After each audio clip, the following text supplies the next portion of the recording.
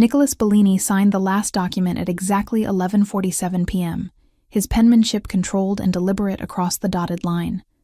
The contract authorized $3 million in movement through shell companies in the Cayman Islands, money that would eventually fund expansion into New Jersey territory.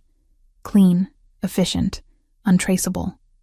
40 years old, and he still reviewed every financial detail personally. Trust was a luxury men in his position couldn't afford. His office stretched across the top floor of a private building in Manhattan, walls lined with dark wood and leather-bound books he'd never read, but kept for appearances. Security monitors blinked silently in the corner, showing feeds from 12 different properties he owned across 3 states. The city sprawled beyond floor-to-ceiling windows, a grid of lights and movement that never truly slept. He reached for his espresso cup when the intercom buzzed. "Boss." The voice belonged to Marcus, head of his security detail. "Someone's at the street entrance. Young woman, soaking wet, says she has a delivery that can't wait." Nicholas checked his watch. Nearly midnight on a Thursday. "We're not expecting anything. She's insisting. Says it's from Hartford, Connecticut. Urgent floral delivery with a note attached. She won't leave it with us. Hartford." Nicholas felt something cold settle in his chest, though he couldn't identify why. He didn't know anyone in Hartford. "Bring her up. Search her first." 3 minutes later, his office door opened. Marcus stepped aside, revealing a young woman clutching a black box wrapped in silver ribbon. Water dripped from her hair onto the marble floor. Her jacket soaked through, sneakers squeaking as she shifted her weight nervously. Nicholas stood slowly, studying her. Maybe 18, 19 at most. Pale skin, brown hair plastered to her shoulders, green eyes that darted around the office taking in expensive furniture and security cameras before landing on him. "I'm sorry for the hour." Her voice was steadier than he expected given how she trembled. "My mom said this absolutely had to be delivered tonight. She was very specific about the address and the time." Nicholas gestured to the chair across from his desk. "Sit, you're freezing." She hesitated, then obeyed, placing the black box on his desk carefully, as if it contained something fragile. "I work at Grant Flowers in Hartford. My mom owns it. She's been sick and she called me around 9 tonight begging me to drive this here personally. She wouldn't explain why. Just kept saying it was important, and I'd understand later." Nicholas examined the box. Black roses, he could see them through the transparent lid. Expensive. Rare. Not the kind of arrangement someone sent casually. A small cream envelope was attached to the ribbon with his name written in handwriting he recognized instantly even after 18 years. His throat tightened. "Amanda. What's your name?" he asked quietly, not looking up from the envelope. "Haley. Haley Grant. Grant. Amanda's maiden name." Nicholas felt the world tilt slightly, though his expression remained neutral. He studied the young woman more carefully now, noting things he'd missed in his initial assessment. The shape of her jaw, sharp and defined like his own. The way she held herself with straight posture despite obvious discomfort, refusing to slouch even when exhausted. The green eyes watching him with intelligence that assessed and calculated. His eyes. The intensity. The color. The way they narrowed when focusing. He saw his mother's eyes every time he looked in a mirror, and now he was seeing them in a stranger's face. "How old are you, Haley?" She frowned slightly at the personal question. 18. I graduated high school in May. Why? 18. The timeline aligned perfectly with when Amanda disappeared. Nicholas picked up the envelope with fingers that didn't shake, despite the adrenaline coursing through his veins. "Thank you for the delivery. Marcus will escort you back to your car." "Wait, aren't you going to open it?" "Eventually." He kept his voice even. "You drove 2 hours in this weather. You should get home safely." Haley stood, wrapping her arms around herself. "My mom's really sick. I don't know why this delivery mattered so much to her, but she was crying when she called. I've never heard her that upset. If there's something in that note that's important, maybe you could just tell me everything's okay." Nicholas looked at her directly for the first time since she sat down. Those green eyes pleaded with him, worried about a mother she clearly loved despite not understanding tonight's urgency. Something in his chest constricted painfully. "Everything will be handled appropriately," It was the best reassurance he could offer without lying. Drive carefully. Marcus appeared at the door. Haley glanced between them uncertainly, then nodded and followed the security guard out. Her wet footprints marked the marble floor in a trail leading to the elevator. The moment the office door closed, Nicholas tore open the envelope. Amanda's handwriting covered a single piece of cream cardstock, the letters slightly shaky as if written by an unsteady hand. Nicholas, if you're reading this, Haley delivered the roses safely. She doesn't know what the note says. She doesn't know about you, about us, about any of it. The girl who just left your office is your daughter. I was pregnant when I disappeared 18 years ago. I'm sorry I never told you. I'm sorry for a lot of things, but I'm not sorry I kept her safe. I found the documents in your apartment that night, the ones about the Ferraro shipment and what happened to the witness. I understood then what your world really was. I was 20 years old and terrified, and I was carrying your child. I couldn't bring a baby into that life. I couldn't watch her grow up wondering if she'd lose her father to violence or prison, or worse, if she'd become a target herself. So I ran. I moved to Hartford, used my maiden name, worked 2 jobs until I could open the flower shop. I raised Haley alone, and I told her father left before she was born. It was easier than the truth. I'm dying, Nicholas. Pancreatic cancer, stage 4. The doctors gave me 8 to 12 weeks 3 weeks ago. I'm in Yale New Haven Hospital right now, managing pain that won't stop. I don't have time left to do this slowly or carefully. Haley needs protection. She's smart and strong and talented, but she's also alone. When I'm gone, she'll have no one. The flower shop barely makes profit. She turned down a design scholarship in Manhattan to take care of me. And now I'm leaving her with nothing. You have resources I never had. You can keep her safe in ways I couldn't. I'm not asking you to be her father. I don't have that right after what I took from you. I'm asking you to protect her. Please. There's a box of photos and documents at my apartment. 2247 Maple Street, Hartford, Unit 3B. Key is under the blue flower pot on the patio. They'll prove everything if you don't believe me. But I think you saw it in her face the same way I do. She has your eyes, Nicholas. Your determination. Your stubbornness. I'm sorry I stole 18 years from you. I'm sorry she doesn't know your name. I'm sorry for all of it, but I'm not sorry she exists. And I'm not sorry I kept her away from your world long enough for her to have a childhood. Protect her. That's all I'm asking. Amanda Nicholas read the letter 3 times, his hands perfectly steady even as his pulse hammered against his ribs. 18 years. A daughter. Amanda had been pregnant, and he'd never known, never suspected, never had the chance to choose. He thought back to that time. He'd been 22, ambitious, and reckless, rising quickly through the Bellini organization after his father's death. Amanda had been his escape from that world, a nursing student who laughed easily and made him feel almost normal. Then she disappeared without explanation, and he'd eventually moved on because men in his position didn't have the luxury of dwelling on lost relationships. Except she hadn't just left. She'd fled, carrying his child. Nicholas stood abruptly and walked to the windows, staring out at Manhattan's glittering skyline.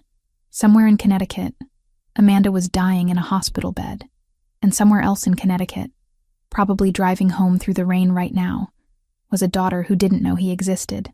He pulled out his phone and dialed. Ryan Foster answered on the second ring despite the late hour. Boss, I need complete background on Amanda Grant, age 38, Hartford, Connecticut. She owns Grant Flowers on Main Street. I need medical records from Yale New Haven Hospital confirming cancer diagnosis. I need residential history going back 18 years. I need financial records, employment history, everything. Timeline? Now, tonight. I don't care who you wake up. A pause. Ryan knew better than to ask questions when Nicholas used that tone. I'll have preliminary information within 2 hours. And Ryan? Total discretion. Nobody outside our inner circle knows about this. Understood. Nicholas hung up and returned to his desk, spreading Amanda's letter flat on the polished surface. He opened the black box, revealing a dozen perfect black roses, their petals dark as ink, their scent rich and slightly bitter.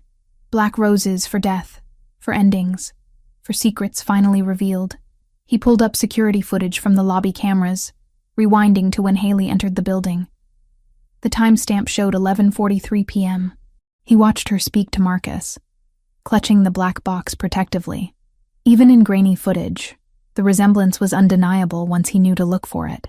The way she tilted her head when listening, the set of her shoulders, the sharp focus in her expression. His daughter. The words felt foreign and impossible. Nicholas opened his laptop and searched for Grant Flowers, finding a modest website with photos of arrangements and a small staff page. Amanda's photo showed a woman who'd aged 18 years, but still had the same kind eyes he remembered. Next to her stood Haley, smiling in a green apron, surrounded by flowers. The girl who'd sat in his office 20 minutes ago, worried about her sick mother, and confused about tonight's urgent delivery. She had no idea her entire world was about to change. His phone rang at 1:47 a.m. Ryan's voice was grim. Confirmed. Amanda Grant. Diagnosed with stage 4 pancreatic cancer 12 weeks ago at Yale New Haven Hospital. Prognosis 8 to 12 weeks. Declined aggressive treatment. Currently admitted for pain management. Before you ask, yes, she's really dying. I spoke to a contact in oncology. There's no coming back from where she is. Nicholas closed his eyes briefly. What else? Grant Flowers established 14 years ago. Modest but stable income. Amanda worked as an ER nurse for 12 years before opening the shop. Daughter Haley Grant, born March 15th, 18 years ago at Hartford Hospital. No father listed on birth certificate. Clean records, honor student, accepted to floral design program at NYU, but declined enrollment. Currently runs the shop with her mother. March 15th. Nicholas calculated quickly. Conceived around June, 18 years ago.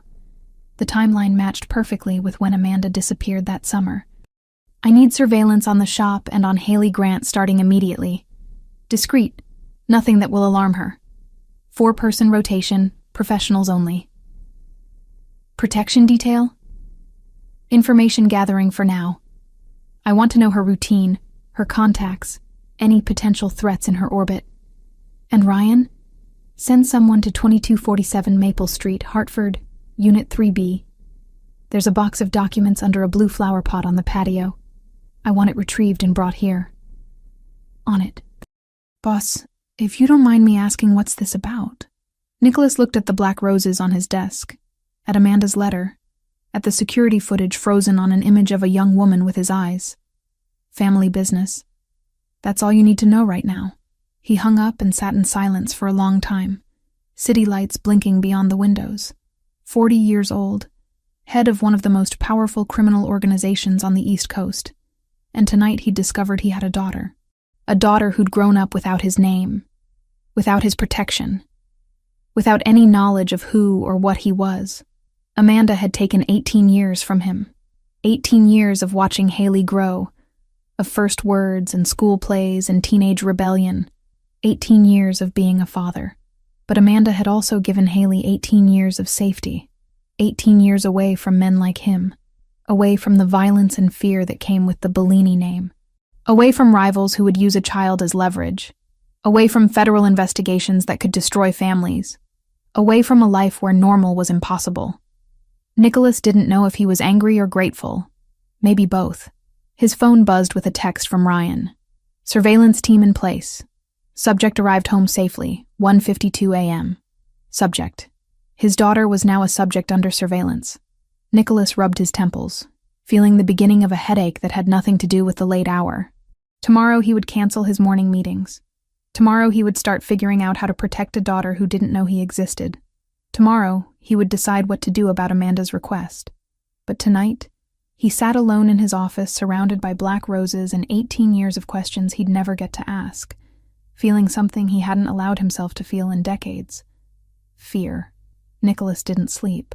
By the time dawn broke over Manhattan, he'd reviewed Amanda's letter 17 times and watched security footage of Haley's visit on loop, until he'd memorized every gesture, every expression, every nervous shift of weight, as she'd stood dripping water onto his office floor. Friday arrived with gray clouds and persistent drizzle. He canceled his morning meetings without explanation, ignoring the confusion from his lieutenants who weren't accustomed to last-minute schedule changes. Anthony Mancini, his second-in-command, sent 3 increasingly concerned text messages before Nicholas finally responded with a curt, personal matter: handle the Newark shipment yourself. The box from Amanda's apartment arrived at 9:23 a.m. Ryan brought it personally, setting the worn cardboard container on Nicholas's desk without comment. Inside, 18 years of fatherhood he'd never experienced lay preserved in photographs and documents. Baby pictures showed a wrinkled newborn with dark hair and closed eyes. Toddler photos captured a little girl with pigtails grinning gap-toothed at the camera, holding flowers almost as big as she was. School pictures progressed year by year. Kindergarten with missing front teeth, 3rd grade with braces, middle school with awkward bangs, high school with confident smile and those unmistakable green eyes.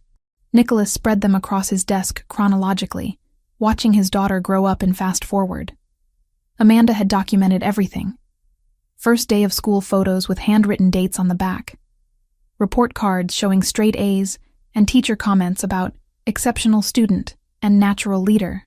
A blue ribbon from a middle school science fair. Certificates from floral design competitions. Every milestone he'd missed. His hand stopped on a photo of Haley around age 10, standing in front of what must have been the newly opened Grant Flowers, wearing overalls and holding a watering can. She looked proud and happy. Dark hair pulled back in a ponytail, smudge of dirt on her cheek. Amanda stood beside her with an arm around her shoulders, both of them laughing. They'd built a life without him. A good life, from what he could see. Haley had grown up loved and safe, away from the violence that defined his world. Away from the enemies who would have used her as leverage, away from late-night phone calls about arrests or bodies or wars between families. But she'd also grown up without a father, without knowing where she came from, who she came from. Amanda had made that choice for all of them. Nicholas closed the box carefully and looked at Ryan, who'd been standing silently by the windows. "Tell me everything." Ryan opened a leather folder, his expression professionally neutral. Amanda Christine Grant, born June 3rd, 38 years ago in Hartford. Only child, parents deceased in car accident when she was 22. Worked as ER nurse at Hartford Hospital for 12 years before opening Grant Flowers 14 years ago. Never married, no significant relationships on record. Lived at the same Maple Street address for 16 years. Daughter, Haley Elizabeth Grant, born March 15th, 18 years ago. Father unlisted on birth certificate, attended Hartford Public Schools, graduated with honors last May, accepted to NYU's floral design program with partial scholarship, but declined enrollment in July. Works full-time at Grant Flowers with her mother. 2 other employees, Sarah Mitchell, 55, been with them 11 years. Mia Collins, 16, apprentice hired 8 months ago. Nicholas absorbed the information. Haley had given up college to care for her dying mother. The choice spoke to loyalty and sacrifice, traits he recognized because he'd built his life on them. Medical records? Ryan's expression tightened slightly. Stage 4 pancreatic cancer, diagnosed 12 weeks ago. Spread to liver and lymph nodes. She declined chemotherapy after oncologist explained it would only extend her life by a few weeks while making her violently sick. She's currently admitted to Yale New Haven Hospital for pain management. Morphine drip, palliative care only. How long? My contact in oncology says she's got maybe 6 weeks, could be less. This type of cancer moves fast. 6 weeks. Nicholas felt something cold settle in his chest. Amanda was dying, and she'd used her remaining time to bring him a daughter he never knew existed. The timing wasn't coincidence. She was tying up loose ends before she ran out of time. I need to see her. Nicholas stood abruptly. Today. Make it happen. Ryan didn't question the order. I'll call ahead. You'll have private access outside regular visiting hours. Should be ready by 8 tonight. The rest of Friday crawled past with excruciating slowness. Nicholas attempted to focus on legitimate business, reviewing contracts for his restaurant ventures and real estate holdings. But his mind kept drifting to Hartford, to a hospital room where his former lover was dying, to a flower shop where his daughter worked completely unaware of who he was. By 6 o'clock, he'd given up on productivity. He changed into a dark suit and waited, watching the city transition from day to night, lights flickering on across Manhattan's grid like stars appearing in an urban sky. Ryan drove him to New Haven in silence, the SUV eating up miles of highway, while Nicholas stared out at passing scenery without really seeing it. They arrived at Yale New Haven Hospital at 7:52 p.m., entering through a side entrance where a nervous administrator waited to escort them through hallways empty of regular visitors. "Room 847, the administrator said quietly. "I'll make sure you're not disturbed." Nicholas stood outside the closed door for a full minute, hand on the handle, feeling something he hadn't experienced in decades. Uncertainty. Then he pushed it open.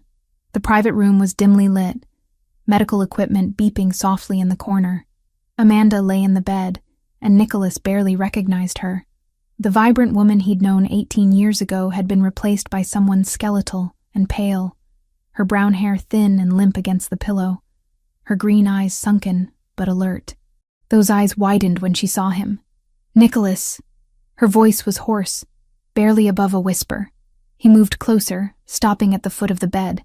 "Amanda, you got the roses. And the letter." He kept his tone neutral, not ready to reveal the storm of emotions churning beneath controlled exterior. "I got the box, too. The photos." Amanda's eyes filled with tears. "Then you know. You saw her. Thursday night. She delivered them herself, confused about why it mattered so much. She has no idea who I am." "I know. I'm sorry." "Sorry." Nicholas let the word hang between them. "You stole 18 years from me. 18 years of my daughter's life. You ran without a word, without giving me a choice, and you think sorry covers it?" Amanda's hands trembled as she adjusted the oxygen tube under her nose. "You would have chosen her over your world? You never gave me the chance to find out. I found the documents, Nicholas. The witness report about the Ferraro shipment. The photos of what happened to him. I understood what you really did. What your family really was." Her voice gained strength despite obvious pain. "I was 20 years old and pregnant. I couldn't raise a baby in that life. So you ran. Changed your name. Built a whole life somewhere else. Never once thought I deserved to know I had a daughter. Every single day." Amanda's tears spilled over. Every birthday. Every milestone.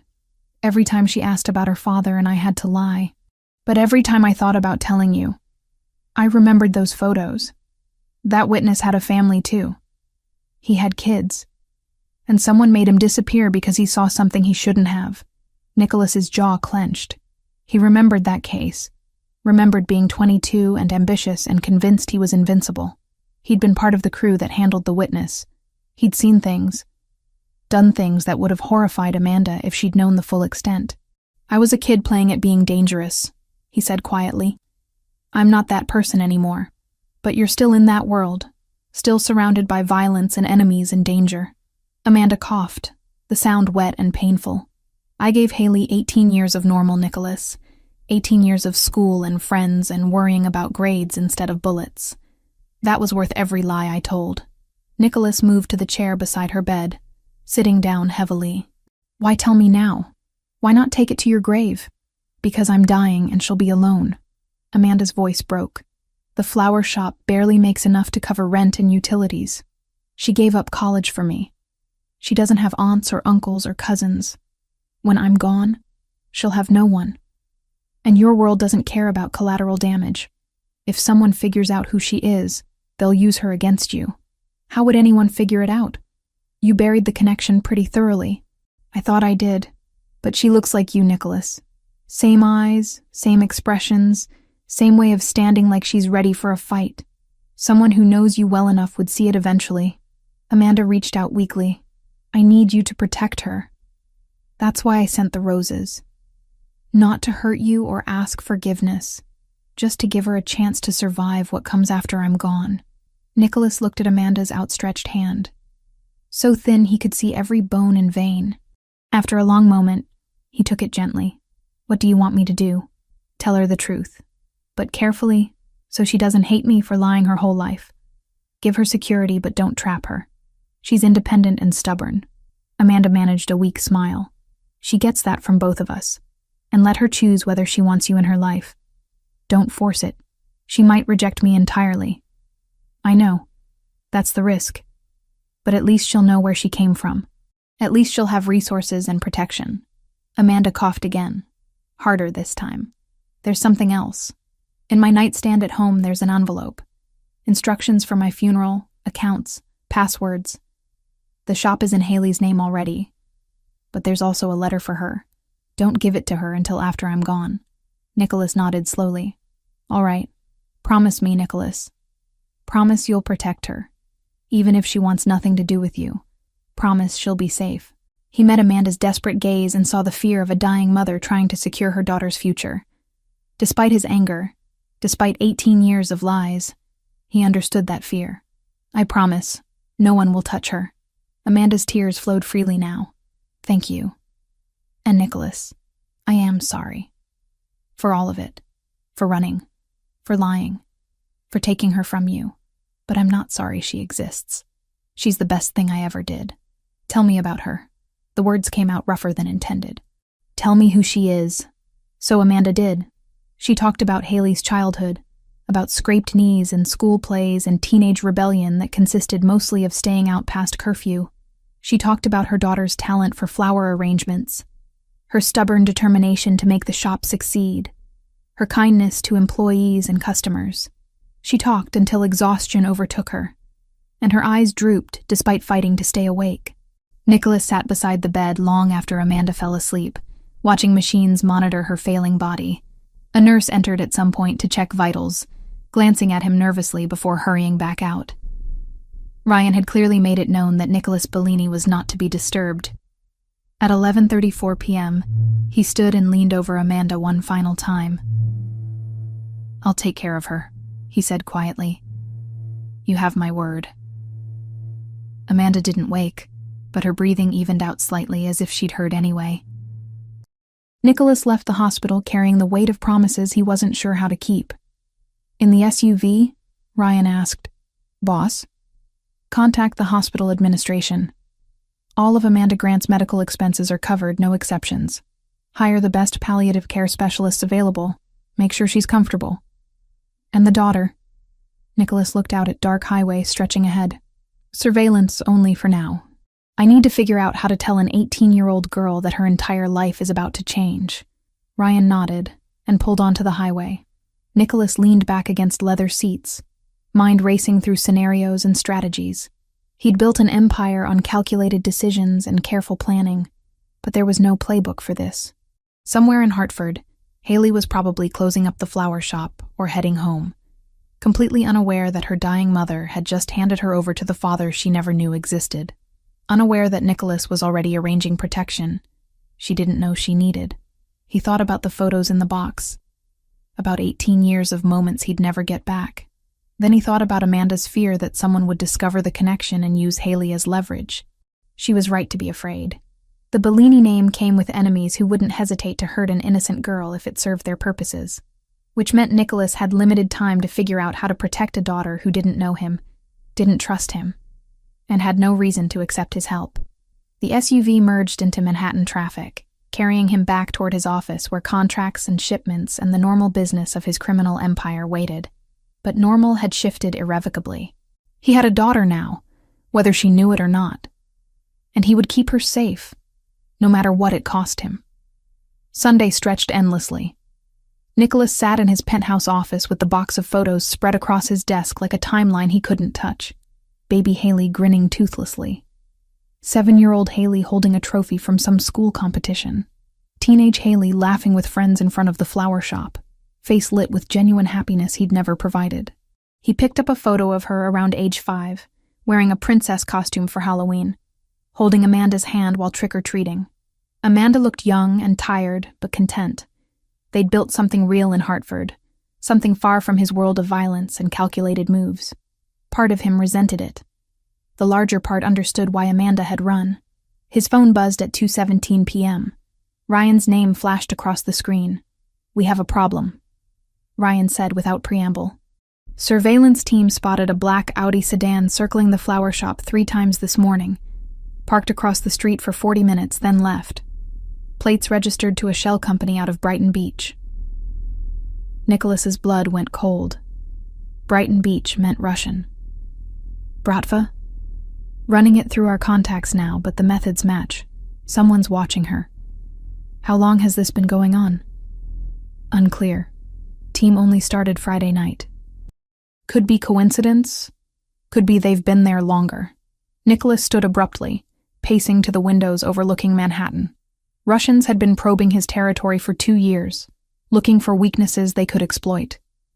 The Kozlov faction out of Brooklyn wanted his shipping operations and weren't subtle about their intentions. But how the hell had they connected Haley to him so quickly?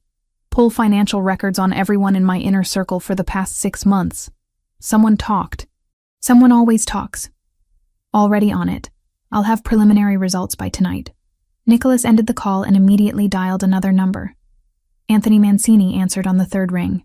Boss? I need a meeting with our Brighton Beach contact. Today. Tell him it's about territorial boundaries and I'm not in a patient mood. You think the Russians are making a move? I think they're sniffing around where they shouldn't be. Set it up. The meeting happened at a neutral restaurant in Queens at 6:00 p.m. Dmitry Volkov arrived with 2 bodyguards, his weathered face showing amusement at Nicholas's barely controlled anger. They sat in a private room while untouched food grew cold between them. You have something to say, Bellini? Dmitry's accent was thick, his tone mocking. Your people are in Connecticut, Hartford specifically. I want to know why. Dmitry's expression didn't change. Connecticut is open territory. We go where business takes us. There's no business for you in Hartford. Stay out. Or what? You'll start a war over some suburban nothing town? Dmitry leaned back, studying Nicholas carefully. What's in Hartford that has you so nervous? Nicholas kept his face perfectly neutral. I don't get nervous. I'm giving you professional courtesy by telling you directly. Connecticut is off limits. Pass that message to Kozlov. I'll pass it along. Dmitry smiled coldly. But Kozlov doesn't take orders from you. The meeting ended with thinly veiled threats on both sides. Nicholas left, knowing he'd just painted a target on Hartford by showing his hand. But he'd also sent a clear message. Touch what was his, and there would be consequences. Back in Manhattan, Ryan was waiting with a laptop and grim expression. Found your leak. Christopher Morris, your accountant, 48 years old, handles your restaurant finances. He's got gambling debts totaling $200,000 to a bookie with Russian connections. Nicholas felt rage settle cold and heavy in his chest. When did he start talking? At least 3 weeks ago, maybe longer. Phone records show multiple calls to a burner number traced back to Brighton Beach. Get this. He never mentioned your daughter specifically because he didn't know about her. But he mentioned you'd been asking questions about Hartford, Connecticut. About a flower shop on Main Street. Said you seemed personally invested. 3 weeks ago. Before Nicholas even knew Haley existed. Morris had sold speculation and vague details, but it was enough for the Russians to start watching. Enough to put Haley on their radar as something valuable to Nicholas, even if they didn't know why yet. Where is Morris now? Home. Wife and kids are visiting her mother in Boston until Tuesday. He's alone. Nicholas stood without another word. Ryan followed, already knowing what came next. Some problems required permanent solutions. By Monday morning, Christopher Morris no longer had gambling debts or the ability to share information. Nicholas returned to his penthouse at 4 a.m., showered methodically, and made coffee while watching the sun rise over Manhattan. He felt nothing about Morris's death. The man had endangered his daughter. There were no second chances for that. At 9 a.m., he called Ryan again. I want 4-person protection detail in Hartford starting now. Rotation schedule, discrete placement. They need to blend completely. Parameters? 2 positioned as regular customers at the coffee shop across from Grant Flowers. 1 as a delivery driver for the business 2 doors down. 1 as security for the jewelry store on the corner. They watch, they document, they do not engage unless Haley is in immediate danger. And Ryan? Only our most trusted people. No one who might have loose lips. I'll have them in place by noon. Good. And get me everything on Haley's daily routine. When she arrives, when she leaves, where she goes, who she talks to. I need to know her patterns. The surveillance reports started coming in by Monday evening. Haley arrived at the shop at 8 a.m., left at 6:30 p.m. She had lunch at the same deli 3 times a week. She visited her mother at the hospital every evening from 7 to 9 p.m. On her days off, she grocery shopped, did laundry at a laundromat, occasionally met friends for coffee. A normal 18-year-old life. Except now, she had Russian mobsters watching her and a father she didn't know, orchestrating protection she couldn't see. Tuesday afternoon, Nicholas had his weekly meeting with Vanessa Collins at the Crimson Lounge. She managed his most profitable bar with efficiency that rivaled his own, never asking questions about the less legitimate aspects of his business. They'd worked together for 8 years, ever since he'd pulled her out of a trafficking situation in Brooklyn and given her a legitimate job and new identity. Vanessa noticed immediately that something was off. She set down her inventory reports and studied him across the booth. "You look exhausted." "That's not like you." "I'm fine." "You canceled 3 meetings last week. You've been distracted. Anthony thinks you're sick. The others think you're planning something big." She paused. "I think it's personal." Nicholas considered deflecting, then decided Vanessa's insight might be useful. "Family situation. Complicated." Her eyebrows rose. "You have family outside the organization?" "I do now. Recently discovered. It's creating security concerns." Vanessa was quiet for a moment, blue eyes sharp and assessing. "If rivals know about this family, they'll use it as leverage. You need to get ahead of it before someone makes a move. I'm working on it. Work faster. Whatever this is, whoever they are, they're vulnerable as long as you're keeping distance. Bring them close or let them go. But this middle ground is dangerous." Nicholas knew she was right. Staying in the shadows while watching Haley put her at risk, without giving her the resources to defend herself. But approaching her meant revealing everything, meant watching her face when she learned her entire life was built on lies. "I'm planning to make contact Wednesday," he said finally. "Establish a connection under a business pretense. See how she reacts before revealing the truth." "Good. And Nicholas? Whatever complicated history is there, remember that family doesn't ask for permission to upend your life. It just does." The words stayed with him through Tuesday night as he reviewed surveillance photos of Haley working in the flower shop, arranging bouquets with focused concentration.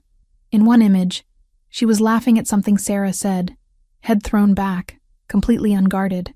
In another, she was helping an elderly customer carry flowers to their car, patient and kind, despite obvious busy day. His daughter. The phrase still felt foreign. Wednesday morning, Ryan called with concerning news. "The Russians are getting bolder. 2 different men now, rotating shifts. They're not hiding anymore. One of them went into the coffee shop and sat watching the flower shop for 2 hours yesterday. Our guys recognized him. Viktor Morozov, low-level enforcer for Kozlov. Haley notice anything?" "Hard to say, but Sarah, the older employee, definitely noticed. She mentioned to Haley that some guy had been buying coffee across the street multiple times, suggested calling the police." Haley brushed it off as nothing. Nicholas swore quietly. The Russians were escalating, testing boundaries, which meant he was out of time for careful planning. He needed to make contact, establish himself as part of Haley's life, before someone made a move that put her in direct danger. "I'm going to Hartford today.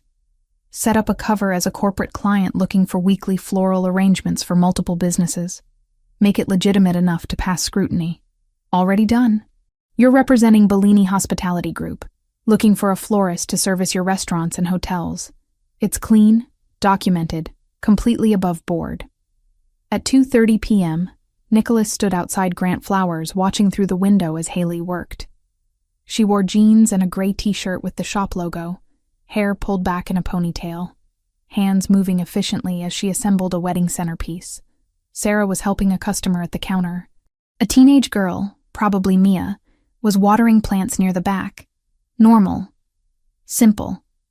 Everything his world wasn't. Nicholas took a breath and pushed open the door. A small bell chimed. Haley looked up, and for a split second before recognition set in, he saw his own eyes staring back at him.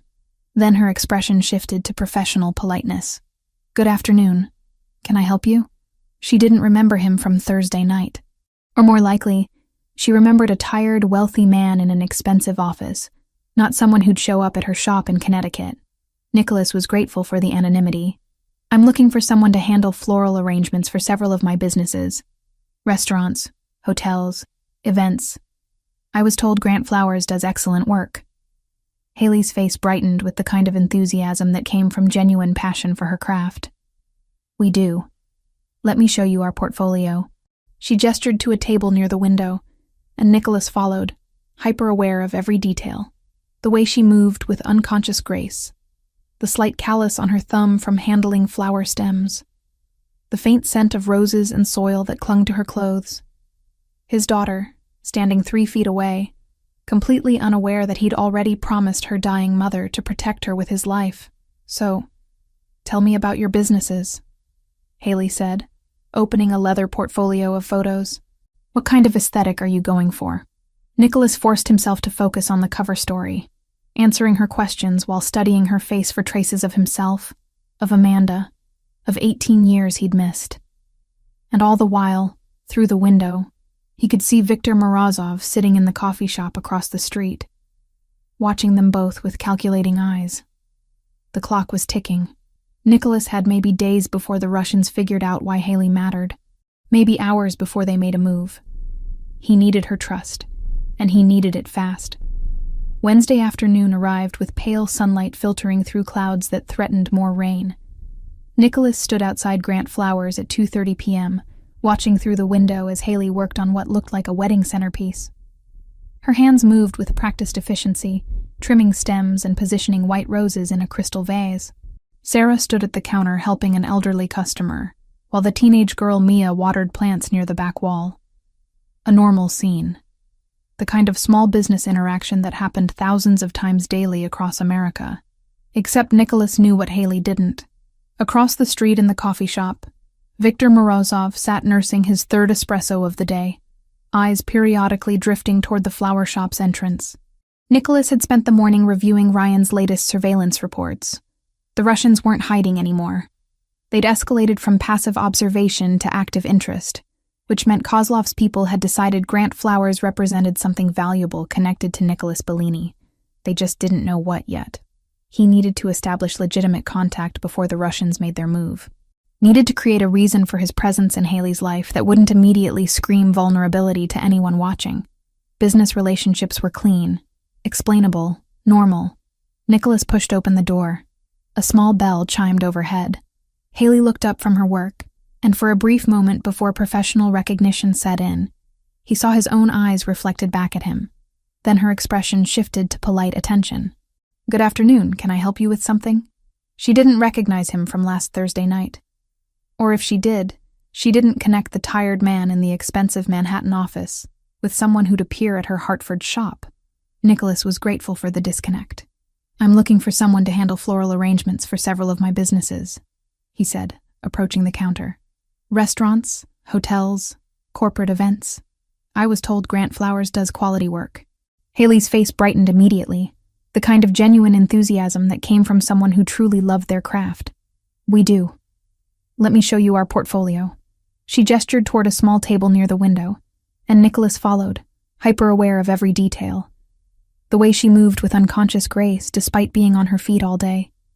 The slight callus on her right thumb from handling thorny stems. The faint scent of roses and damp soil that clung to her gray shop t-shirt. His daughter, standing 3 feet away, completely unaware that her dying mother had already handed her future into his protection.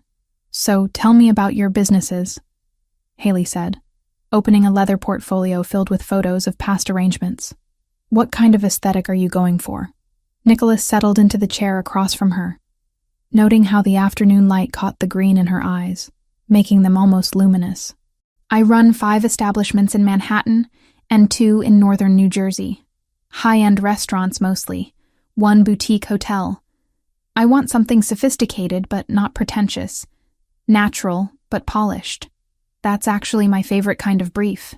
Haley flipped through pages showing centerpieces in warm earth tones, minimalist arrangements with clean lines, seasonal displays that emphasized texture over flash. A lot of corporate clients want big and loud, but the really elegant spaces understand that flowers should complement the environment, not compete with it. She spoke with confidence that surprised him. This wasn't a teenager playing at running a business. This was someone who'd absorbed years of knowledge and developed her own design philosophy. "Your mother taught you?" Nicholas asked, carefully casual. "Since I was 4 years old." Haley's expression softened. She'd let me sit at the work table and make terrible little bouquets while she handled real orders. By the time I was 12, I could do basic arrangements. By 16, customers were requesting my work specifically. Nicholas watched her hands as she talked, gesturing to emphasize points about color theory and seasonal availability. Those were Amanda's hands, long-fingered and expressive. But the way she used them, direct and purposeful, that came from him. "She's not well now," he said quietly. Haley's hands stilled on the portfolio. "No, she's in the hospital. Has been for a few weeks." She looked up, meeting his eyes directly. "Which is why landing contracts like this matters. I need to prove the shop can sustain itself even when she's not here to run it." The honesty caught him off guard. She could have deflected, maintained professional distance. Instead, she'd given him a window into the pressure she was carrying. 18 years old, mother dying, business barely profitable, and still she showed up every day and made it work. Pride swelled in his chest. Unexpected and fierce. This was his daughter. Amanda had raised someone strong. The door opened with another chime, and an agitated middle-aged man entered carrying an empty box. He walked straight to the counter, ignoring Nicholas entirely. "This is unacceptable, Haley." He slammed the box down. The flowers arrived wilted again. "My wife says if this happens one more time, we're going back to that place on Broad Street." Haley stood immediately, her professional mask clicking into place. "Mr. Wells, let me see the box." She crossed to the counter, and Nicholas watched the interaction carefully. Sarah appeared beside Haley, clearly protective of her young boss. The older woman's jaw was tight, with barely contained irritation. "The delivery left here in perfect condition," Sarah said firmly. "I checked it myself." "Then someone ruined it in transit," Wells snapped. "I don't care whose fault it is, I paid for decent flowers." Haley picked up the box, examining the interior. Her fingers traced the moisture level, checked the way the stems had been packed. Nicholas recognized the assessment process of someone trained to find problems and solve them efficiently. "Mr. Wells, I understand your frustration." Haley's voice remained calm, but carried authority that belied her age. "We take pride in every arrangement that leaves this shop. If something went wrong with the delivery, we want to make it right." She pulled out an order form, checking dates and delivery times. Nicholas saw the moment she identified the probable issue, a slight narrowing of her eyes that he recognized because he made the same expression when analyzing problems. "I'm going to remake your arrangement at no charge," Haley said, meeting Wells's eyes directly. "And I'll personally review our delivery procedures with the driver today. But I need you to do something for me. If this happens again, call us immediately while the flowers are still fresh. That way, I can see exactly what went wrong and fix it." The response balanced firmness with diplomacy. Wells muttered something that might have been agreement, and left with a promise of new flowers within 2 hours. Sarah exhaled loudly, clearly holding back less polite commentary. Mia had watched the whole interaction wide-eyed from her position near the back. "That happens more than it should," Sarah said quietly. "People who don't know how to care for flowers and blame us when they die." Haley murmured something reassuring to the older woman, then returned to Nicholas with an apologetic expression. "Sorry about that. Not the most professional display for a potential client. You handled it well." Nicholas studied her face. "You kept the customer and maintained your team's respect. That's not easy." Haley seemed genuinely surprised by the observation, a faint flush rising in her cheeks. For a moment, the confident professional faded, and he saw the 18-year-old who wasn't used to praise from anyone outside her small circle. "It's just part of running the place," she said, tucking a strand of hair behind her ear.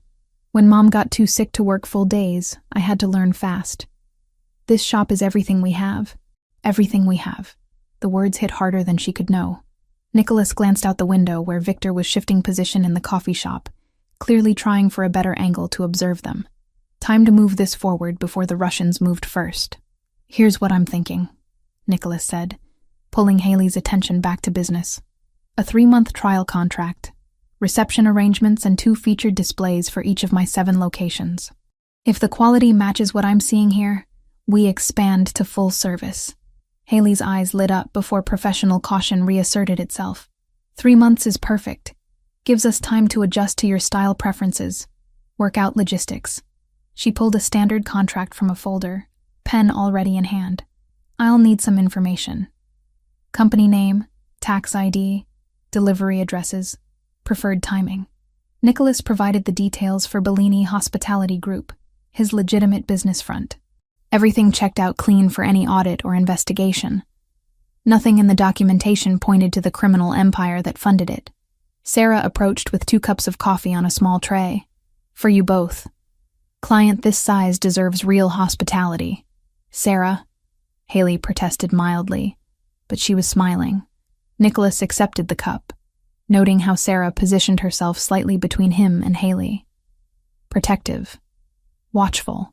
The kind of employee who'd notice if something seemed wrong and wouldn't hesitate to act. He filed that away as both complication and potential asset. Thank you, he said simply. Sarah nodded and retreated after giving him one more assessing look. Haley filled out the contract with practiced efficiency, asking clarifying questions about delivery schedules and payment terms. When she slid it across for his signature, Nicholas signed Nicholas Bellini in clear, controlled script. She glanced at the signature, then at him. Nicholas Bellini. So you're the owner, not just a representative? I prefer to handle important contracts personally. That's refreshing. She stapled the pages together neatly. Most big companies send assistants for this part. I'm not most people. Something in his tone made her look up sharply, as if trying to decode a meaning beneath the words. Nicholas held her gaze steadily, seeing his own intensity reflected back at him. After a moment, she looked away first, collecting the signed paperwork. We'll start deliveries next week, she said. If you want, I can bring a sample arrangement to one of your locations tomorrow. That way you can approve the style before we commit to full production. The offer gave him exactly what he needed. Another meeting. This time on his territory where security was absolute. Bring it to my administrative office in Midtown. He pulled a business card from his wallet, sliding it across the table. 2nd floor. Ask for me at reception. Haley studied the card. Simple design, just his name, title, phone number, and address. Nothing flashy. I can do tomorrow afternoon, she said. Work here in the morning, prep the arrangement, then drive down. 2 hours from Hartford to Manhattan. Nicholas calculated rapidly. He'd need to increase security at the building. Have Ryan coordinate surveillance on her route.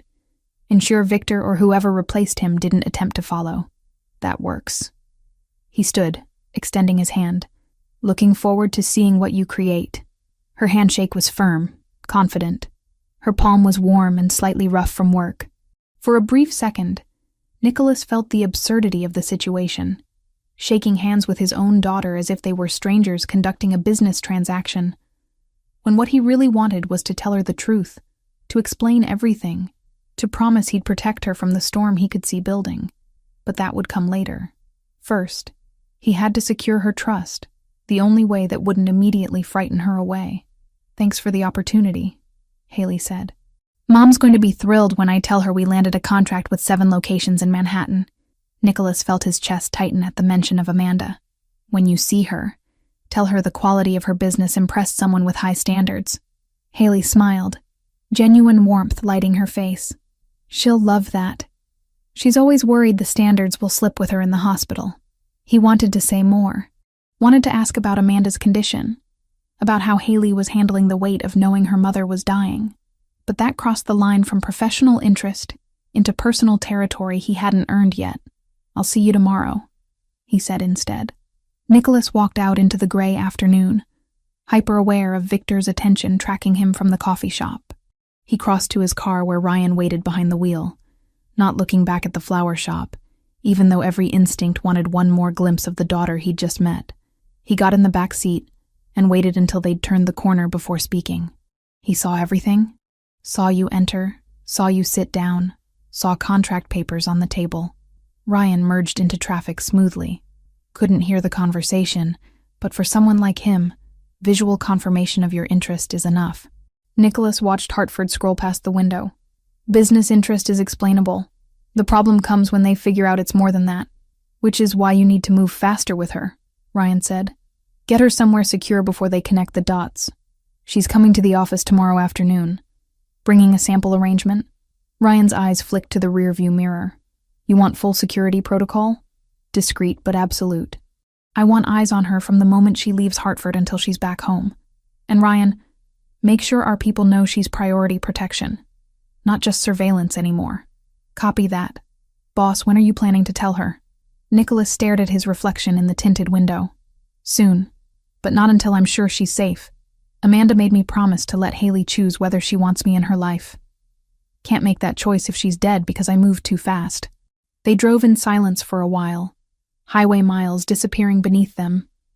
Nicholas pulled out his phone and opened the folder of photos Ryan had compiled. Haley at various ages, growing from baby to child to teenager, to the young woman he'd just met. 18 years compressed into digital images. His phone buzzed with a text from Anthony Mancini. Russians asking questions about your Connecticut interests. Want me to send message? Nicholas typed back. No. Let them wonder. But double security on all Hartford assets. He pocketed the phone and closed his eyes, the day's tension finally catching up. Tomorrow Haley would walk into his world, even if she didn't know it yet. Tomorrow he'd see her surrounded by his people, his security, the framework of power and protection he'd built over 20 years. And somewhere in the days after that, he'd have to find words to tell an 18-year-old girl that her entire life was built on a lie, that her father wasn't dead or absent but had been 40 miles away in Manhattan the whole time, and that knowing him meant accepting a world of violence and danger she'd been carefully sheltered from. But first, he'd keep her alive long enough to have that conversation. The SUV carried him back toward Manhattan, while behind them, in a small flower shop in Hartford, Haley Grant probably had no idea that signing a contract that afternoon had just made her the most protected person in Connecticut, whether she wanted to be or not. Friday afternoon crawled toward 4:30 p.m. with the kind of humid stillness that preceded storms. Haley had sent Sarah home early for a doctor's appointment, leaving just herself and Mia to handle the last hour before closing. Traffic outside was light, most people already heading home for the weekend. Inside Grant Flowers, Haley worked on final touches for tomorrow's delivery to Nicholas Bellini's office. She'd chosen cream-colored roses mixed with eucalyptus and white ranunculus, arranged in a low rectangular vessel that would work on a reception desk without blocking sightlines. Elegant, understated, exactly what he'd described wanting. Mia was in the back room organizing supply shelves, her voice occasionally drifting forward as she hummed along to music playing from her phone. The 16-year-old had been working at the shop for 8 months, eager to learn and surprisingly dedicated for someone her age. Haley stepped back to examine the arrangement from different angles. The contract with Bellini Hospitality Group represented the biggest account they'd landed in 2 years. Her mother would be thrilled when Haley visited the hospital tonight and shared the news. Amanda had built this business from nothing, and even from a hospital bed, she worried constantly about its survival. The front door's bell chimed. Haley looked up with her professional smile already in place, expecting a last-minute customer. 2 men entered. Both wore dark jackets despite the warm weather. Both had the kind of hard eyes that made something cold settle in Haley's stomach. The first man was tall with a shaved head, the second shorter but broader through the shoulders. Neither looked like they'd ever bought flowers in their lives. "We're actually about to close," Haley said, keeping her voice friendly but firm. "But if you need something quick, I can help." The tall one looked around the shop slowly, assessing. When his eyes came back to Haley, they were flat and calculating. "You're Haley Grant?" Warning bells screamed in her head. She shifted her weight slightly, putting herself between the men and the back room where Mia was still working. "Can I help you with something specific? You can come with us." The shorter man moved closer to the counter. Nice and quiet. Nobody gets hurt. Haley's heart slammed against her ribs. Every self-defense class she'd taken in high school suddenly felt useless in the face of 2 men who clearly knew what they were doing. "I don't know what you want, but you need to leave. Now."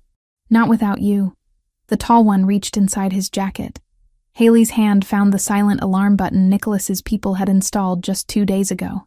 She'd thought it was excessive when the technician showed up claiming to be upgrading the security system as part of the new contract. Now, she pressed it hard enough to hurt her thumb. "Mia!" Haley shouted toward the back. "Lock yourself in the supply room. Now!" She heard the teenager's startled gasp, then the sound of rapid footsteps and a door slamming. The deadbolt clicked. The shorter man vaulted over the counter with disturbing ease. Haley grabbed the nearest heavy object, a ceramic vase, and threw it at his head. He ducked, and it shattered against the wall behind him. "Difficult makes this worse for you," he said, accent thick with Russian inflection. Haley ran for the back, not toward Mia's locked room, but toward the cold storage where they kept bulk flour shipments. Her fingers found the handle, and she yanked the heavy door open, diving inside and slamming it shut. The lock was industrial, meant to prevent people from being trapped inside accidentally. She flipped it, sealing herself in. Immediate cold enveloped her. The storage unit maintained a constant 38 degrees. Haley's breath came out in visible puffs as she pressed her back against shelves of wrapped rose bundles, phone already in her hand. Through the thick door, she heard muffled shouting in Russian. Something heavy slammed against the outside of the cold storage. The door shuddered but held. Haley's fingers shook as she tried to unlock her phone. 3 failed attempts before she got the code right. Who did she call? Police? But what would she tell them? 2 men tried to take her and she didn't know why. The door shuddered again. Harder this time. Then she heard something else. New voices, sharp and commanding. The sound of a scuffle. Something that might have been a body hitting the floor. Silence. Haley hugged herself, teeth starting to chatter from cold and adrenaline. How long had it been? 3 minutes? 5? Time felt distorted in the dim emergency lighting of the storage unit. A voice came through the door. American accent. Calm and professional. "Miss Grant, I'm with Mr. Bellini's security team. The threat has been neutralized. You can come out safely." Haley didn't move. For all she knew, this was a trick to get her to open the door. "Miss Grant, my name is Ryan Foster. I'm going to slide my identification under the door." A laminated card appeared in the gap between door and floor. Haley crouched down, still shaking, and picked it up. "Professional security license, photo ID and company name, Bellini Security Services. The men who entered your shop have been detained," Ryan continued. "But you need to come out before hypothermia becomes an issue." "How long have you been in there?" "I don't know." Her voice came out thin and scared. "Maybe 5 minutes. That's long enough in storage temperature. I'm going to ask you to unlock the door and step out slowly. I'll be alone, weapon holstered. You'll see that the shop is secure." Haley's hand hovered over the lock. Every instinct screamed not to trust anyone, but she was also starting to lose feeling in her fingers and toes. She flipped the lock and eased the door open a crack. A man in his mid-30s stood 3 feet back, hands visible and empty, wearing a dark suit with an earpiece. Behind him, the shop looked like a crime scene. One of the attackers lay unconscious near the counter, zip-tied and bleeding from his nose. The other was similarly restrained near the entrance. 2 more men in suits stood guard over them. "Miss Grant, you're safe now." Ryan's voice was steady, the kind of calm that came from extensive training. "But we need to move you to a secure location immediately. Mr. Bellini is on his way. What the hell is happening?" Haley stepped out of the cold storage, wrapping her arms around herself. "Who were those men? Why did they want me? We'll explain everything. But not here. Is anyone else in the building?" "Mia, my employee. She's locked in the supply room." Ryan nodded to one of the other men, who moved toward the back. Haley heard him speaking gently through the door, coaxing Mia out. The teenager appeared moments later, face white with terror. When she saw Haley, she burst into tears and ran forward. Haley caught her, holding the shaking girl while her own mind tried to process what had just happened. "I called my parents," Mia sobbed. "They're coming." "What's going on? Who are these people?" "I don't know," Haley said honestly. She looked at Ryan. "She needs to get home safely. Already arranged. My colleague will escort her to her parents and ensure they're not followed." The front door opened again, and Nicholas Bellini walked in. He wore a black suit and carried himself with the kind of controlled intensity that made everyone in the room unconsciously shift to give him space.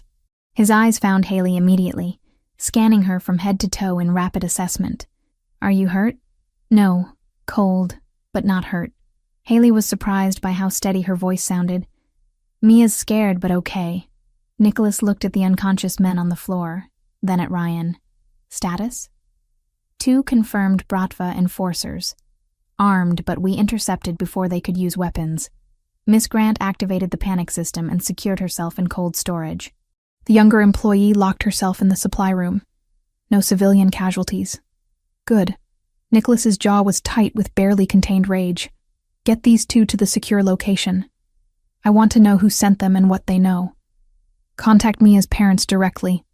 Ensure they understand their daughter is safe, and that we'll provide private security for 48 hours as a precaution." Mia looked between them, confused and terrified. Haley squeezed her hand. "It's going to be okay.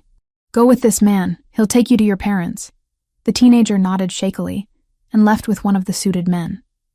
That left Haley alone with Nicholas, Ryan, and one remaining security guard who was efficiently photographing the scene.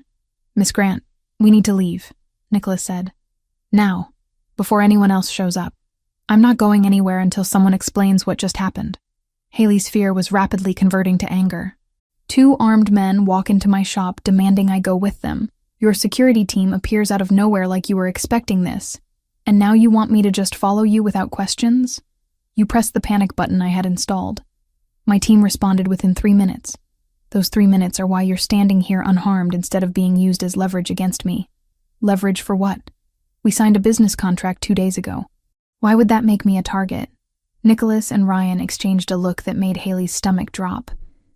There was something they weren't saying. Something big. "This isn't the place for that conversation," Nicholas said. "I have a secure facility in Manhattan where we can talk properly, where you'll be protected while we handle the immediate threat. I'm not getting in a car with you until I understand what's happening." "Miss Grant." "My name is Haley," she interrupted.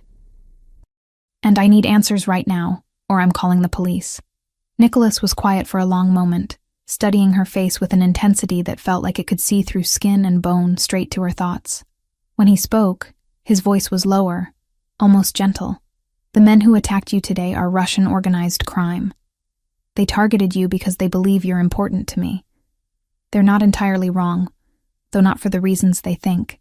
But this conversation cannot happen here in an unsecured location where we're vulnerable." "Important to you how? A florist you just hired?" "It's more complicated than that." "Then uncomplicate it." Ryan shifted uncomfortably. "Boss, we really need to move. Victor will report the failure, and they'll send backup." Nicholas made a decision. "Fine. Haley, I knew your mother 18 years ago. I need you to come with me so I can explain what that means and why it puts you in danger. I'm asking you to trust me for the next hour. After that, if you want to walk away, I'll ensure you have protection, but I won't force you to stay." Haley's mind was racing. Her mother, 18 years ago. She would have been 20.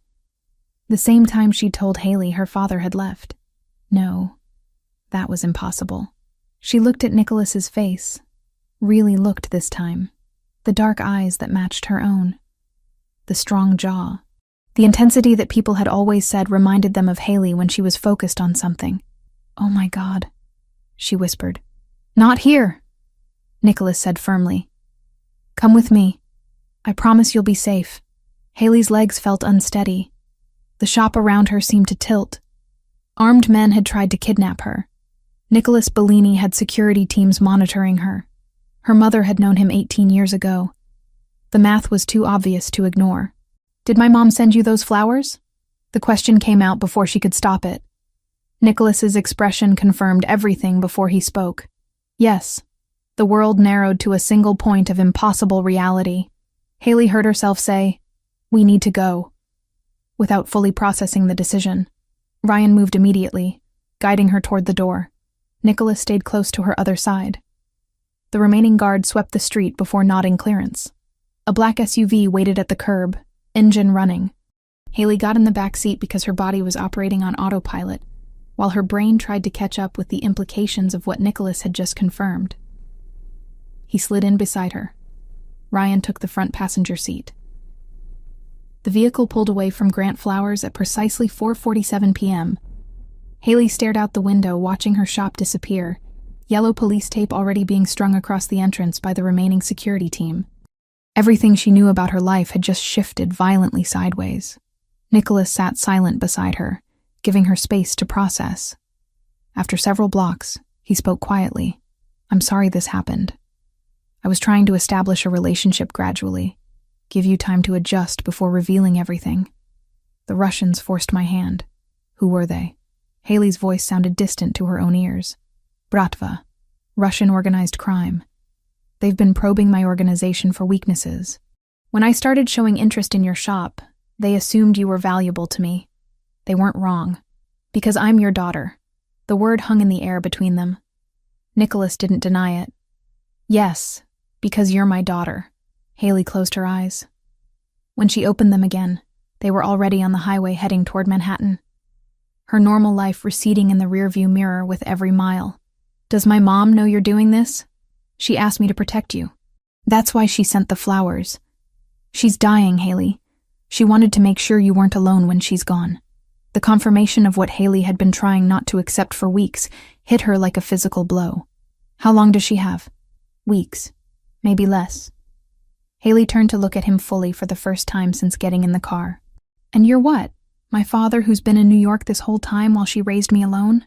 I didn't know you existed until last Thursday when you delivered those roses. Your mother never told me she was pregnant." The quiet devastation in his voice sounded genuine. Haley wanted to hate him, wanted to rage at 18 years of absence, but the math supported his claim. Her birthday was in March. The roses arrived last week. If he was telling the truth, he'd only known about her for 8 days. "This is insane," she said finally. "Yes, but it's also real. And right now, keeping you alive is more important than processing the emotional complexity." They drove in tense silence. Haley's phone buzzed repeatedly. She looked down to see texts from customers, from friends asking if she was okay, from someone claiming to be a reporter who'd heard about an incident at her shop. "Don't answer those," Nicholas said. "Ryan's team is handling the official story. As far as anyone knows, it was an attempted robbery and you're cooperating with police. What's the real story?"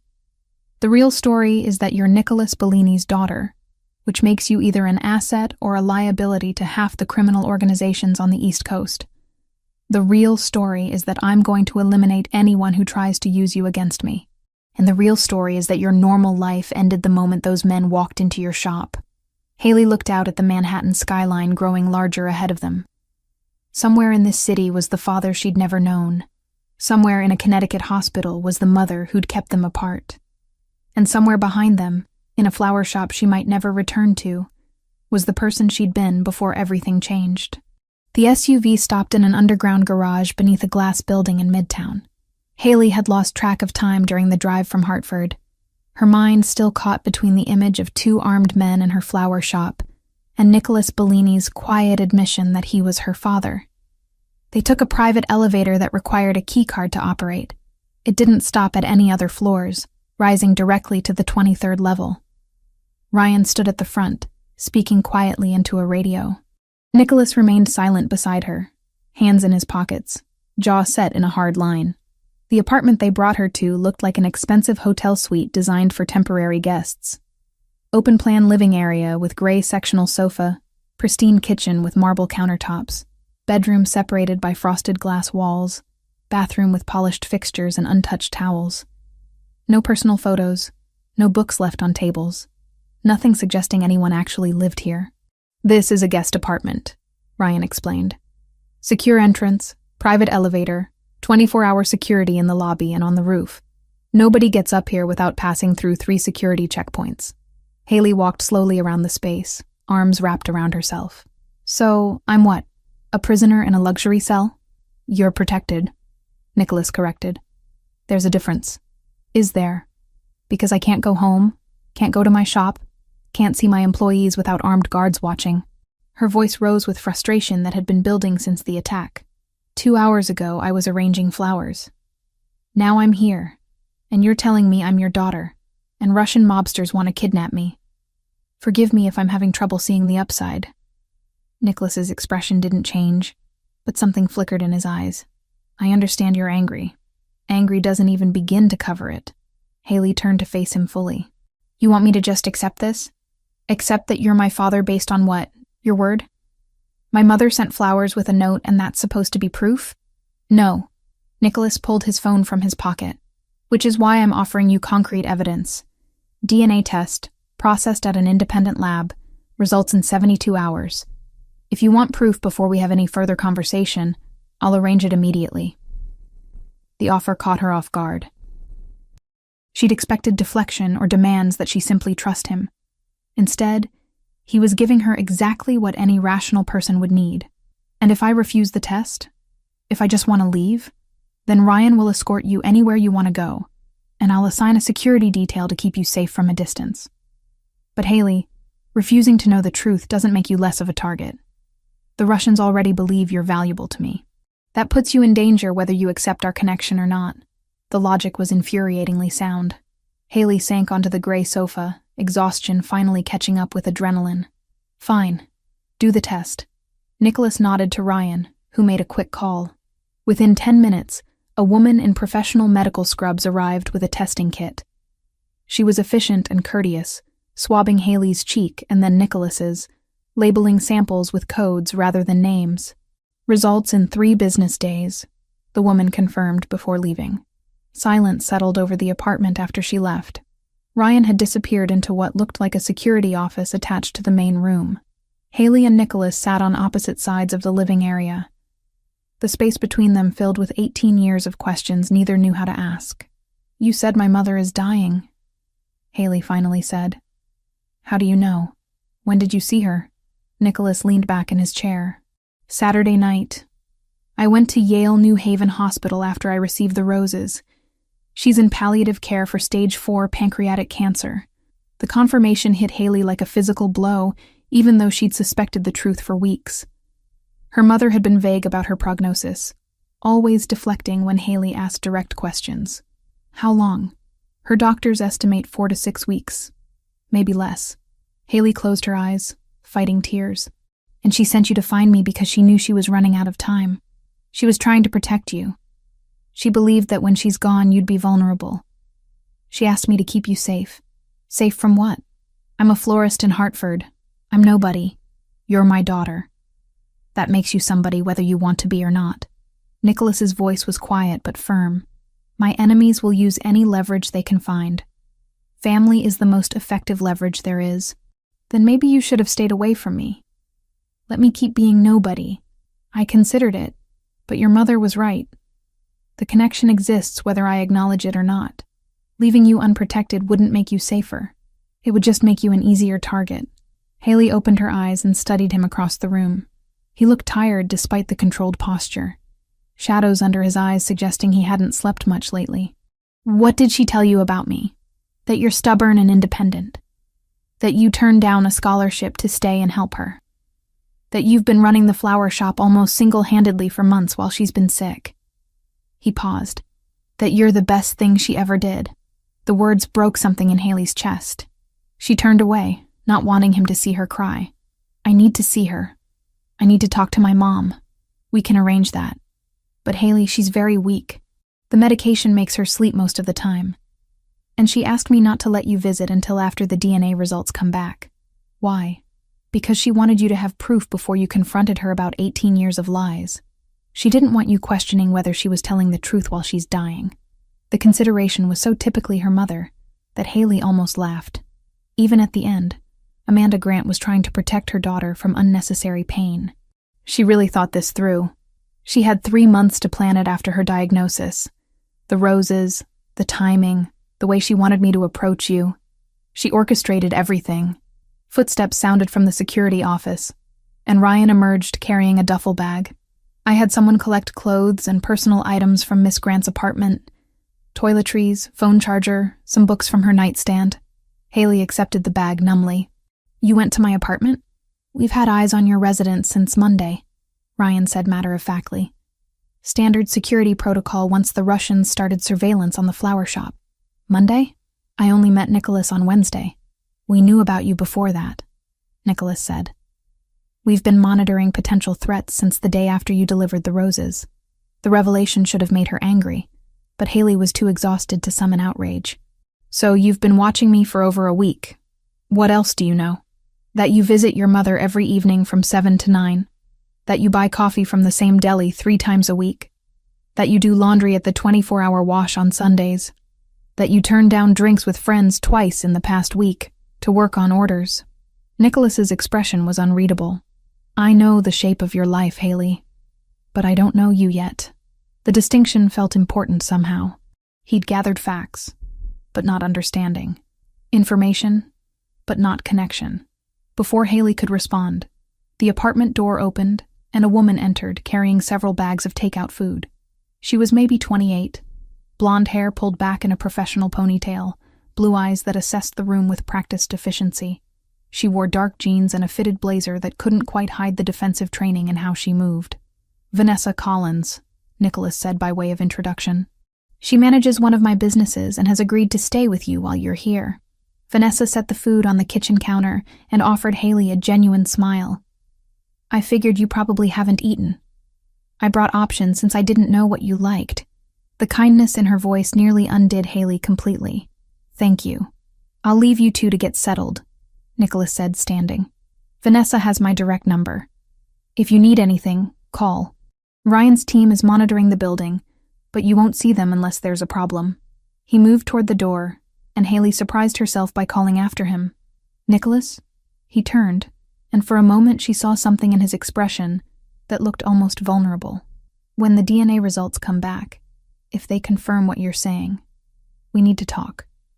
Really talk. About everything. Agreed. He nodded once. Try to rest, Haley. We have time now. After he left, Vanessa started unpacking the food with comfortable efficiency.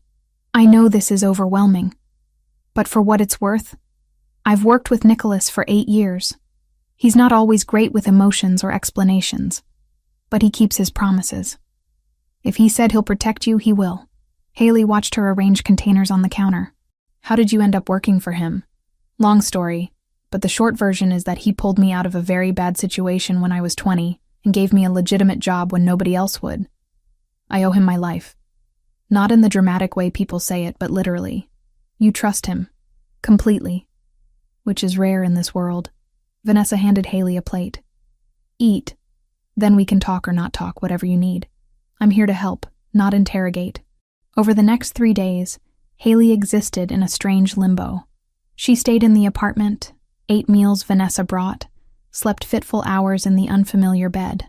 Ryan visited twice daily with updates about the flower shop, which remained closed for repairs after the incident. Sarah and Mia were safe, receiving full pay, being told that Haley was cooperating with police and would reopen when it was safe. Vanessa proved to be unexpectedly good company. She didn't push for conversation but engaged when Haley wanted to talk. She shared carefully edited stories about Nicholas that painted him as demanding but fair, protective of his people, capable of surprising kindness beneath the intimidating exterior. He's different since he found out about you, Vanessa said on the second evening. More careful with how he plans things. I've never seen him second-guess decisions before. He's probably regretting getting involved with my mother 18 years ago. I don't think so. I think he's trying to figure out how to be a father when he's spent his entire adult life being a boss. The skill sets don't overlap as much as you'd think. On Tuesday afternoon, Ryan arrived with a sealed envelope. Nicholas appeared 10 minutes later. They sat in the living room, the envelope between them on the coffee table like a bomb nobody wanted to trigger. Before we open that, Haley said, I need you to tell me what happened between you and my mother. The real story. Nicholas took a slow breath. I was 22. She was 20. We dated for about 8 months. I was working my way up in the family business. She was in nursing school. I thought I was keeping the 2 parts of my life separate, but she found documents I'd left in my apartment. Details about a criminal case that made it very clear what I really did. And she ran. She ran. I came home one day and she was gone. No note, no explanation, no trace. I looked for her for a while, but eventually I moved on. I never knew she was pregnant. If you had known, I would have found her. I would have demanded to be part of your life. His voice was quiet, but certain. I don't know if I would have been a good father. I don't know if I could have given you anything close to normal, but I would have tried. Haley studied his face, looking for deception and finding none. My mother told me my father left before I was born. She said he wasn't ready to be a parent. She wasn't entirely wrong. I wasn't ready, but I didn't leave. I never had the chance to try. The honesty in his admission made something shift in Haley's chest. She reached for the envelope, tearing it open with fingers that barely shook. The lab report was straightforward and clinical. Probability of paternity, 99.97%. She handed the paper to Nicholas without comment. He read it, folded it carefully, and set it down. So it's real, Haley said. It's real.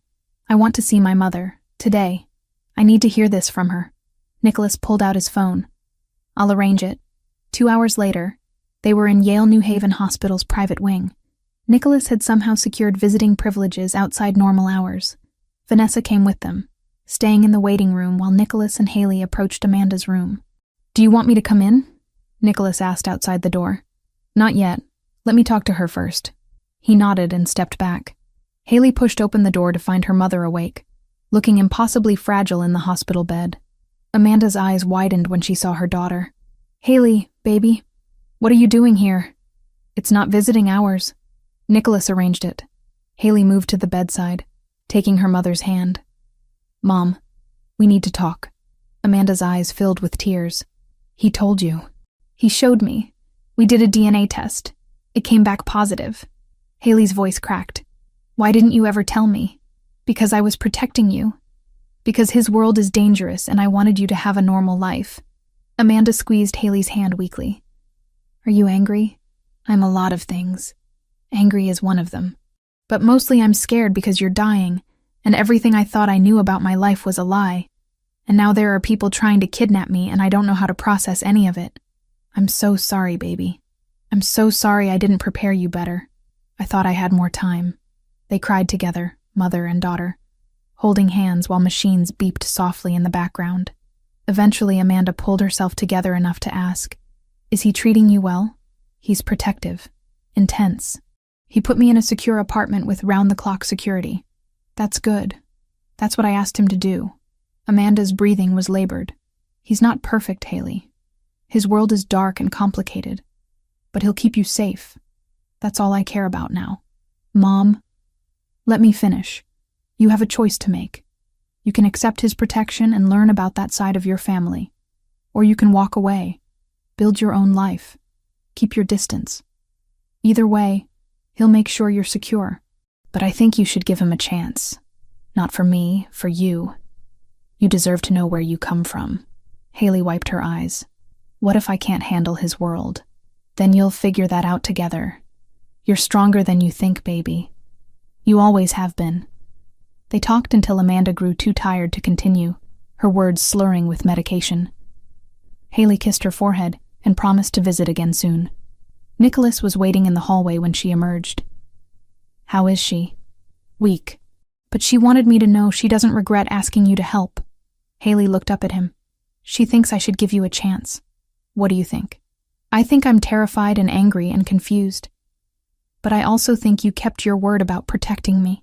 And I think my mom is dying and I don't have time to waste being stubborn about this. She took a breath.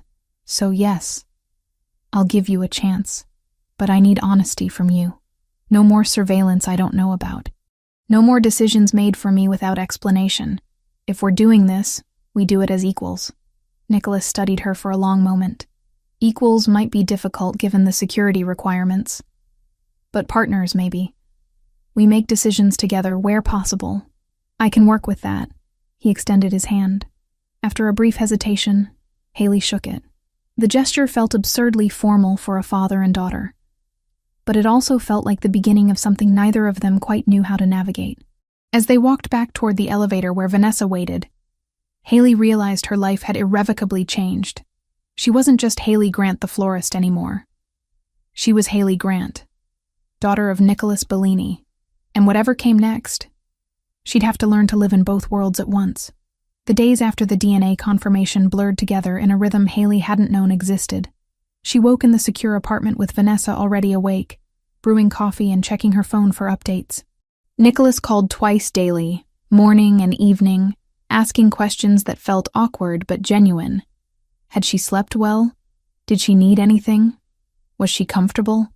By Wednesday evening, 5 days after the attack on the flower shop, Haley's restlessness had grown unbearable. She stood at the floor-to-ceiling windows watching Manhattan's lights flicker on as dusk settled, feeling like an animal in an expensive cage. "I need to see my mother again," she told Vanessa. "I can't just sit here while she's dying." Vanessa nodded without hesitation. "I'll let Nicholas know. He'll arrange transport." The call was brief. Within an hour, they were in the SUV heading toward New Haven, with Ryan at the wheel and another security vehicle following at a discreet distance. Haley sat in back with Vanessa, watching Connecticut suburbs scroll past the tinted windows. "You've been quiet today," Vanessa observed. "I'm trying to figure out how I'm supposed to feel about all of this." Haley kept her eyes on the passing scenery. "My mom lied to me for 18 years. Nicholas didn't know I existed. The Russians want to use me as leverage. My whole life just imploded, and everyone keeps telling me it's for my protection. That doesn't make it easier to accept." "No, it doesn't." Haley finally looked at her companion. "How do you deal with it? Living in his world? Knowing what he does?" Vanessa was quiet for a moment, choosing her words carefully. "I separate the man from the business. Nicholas has done things I don't ask about, but he's also saved lives, including mine. He operates by a code most people wouldn't understand, but it's consistent. He protects his people absolutely, even when his people don't want protection, especially then." Vanessa smiled slightly. "He's not great with boundaries when he thinks someone is in danger. You'll have to train him on that." "Train him? He's a mafia boss. He's also a father figuring out how to be one for the first time at 40. That makes him surprisingly teachable if you're patient." They reached Yale New Haven Hospital as full darkness settled.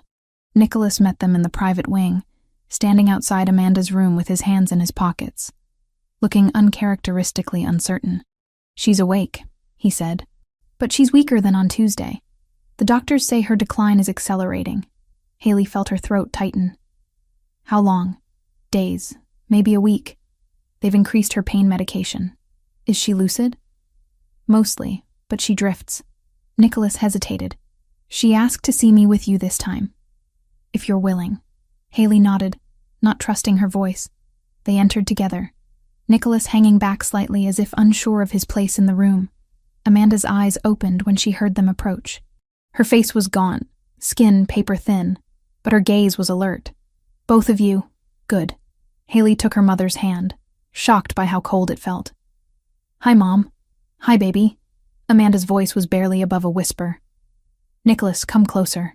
I need to see you both together." He moved to the other side of the bed, standing stiffly as if at attention. Amanda looked between them, and despite her obvious pain, managed a weak smile. "You have the same stubborn expression. Both of you look like you're facing a firing squad. We're just worried about you," Haley said. "I know, but I don't have energy to waste on worry. I need to tell you both some things while I still can." Amanda paused to catch her breath, the effort clearly exhausting. "Haley, your father is not the man I ran from 18 years ago. He's harder now, more dangerous, but also more controlled. You're safe with him." "Mom, let me finish. Nicholas, our daughter is not fragile. She's been holding my business together for months, managing employees, dealing with difficult customers, making impossible decisions. Don't treat her like glass." Nicholas nodded once. "Understood. And Haley, don't punish him for my choices. I'm the one who kept you apart. I'm the one who lied. If you're going to be angry at me, not him." "I'm not angry at you," Haley said, tears spilling over. "I'm just sad. I'm losing you, and I don't know how to do this without you." "You'll figure it out. You always do." Amanda squeezed her hand with what little strength remained. "Nicholas, there's an envelope in my apartment, top drawer of my dresser.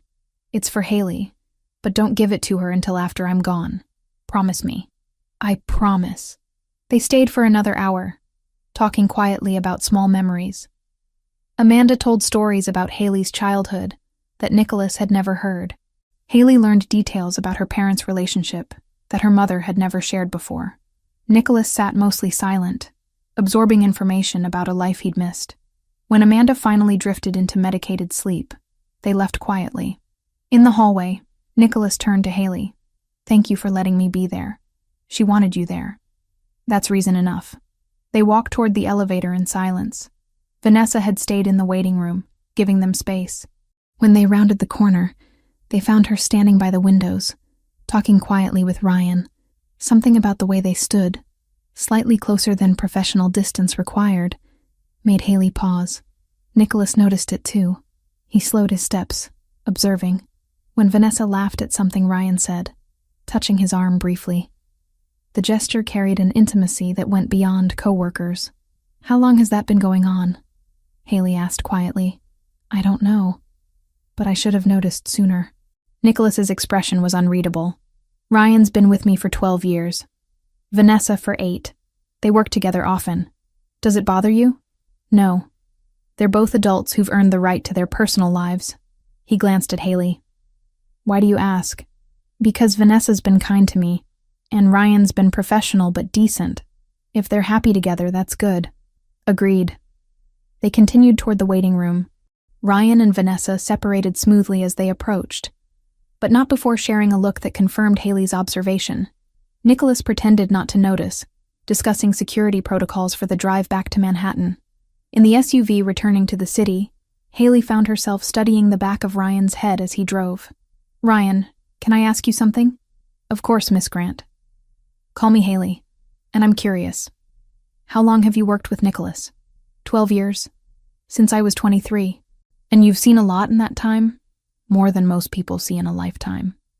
Haley leaned forward slightly. "So you've seen him make decisions under pressure. How do I know when he's being protective versus when he's being controlling?" Ryan glanced in the rearview mirror, meeting her eyes.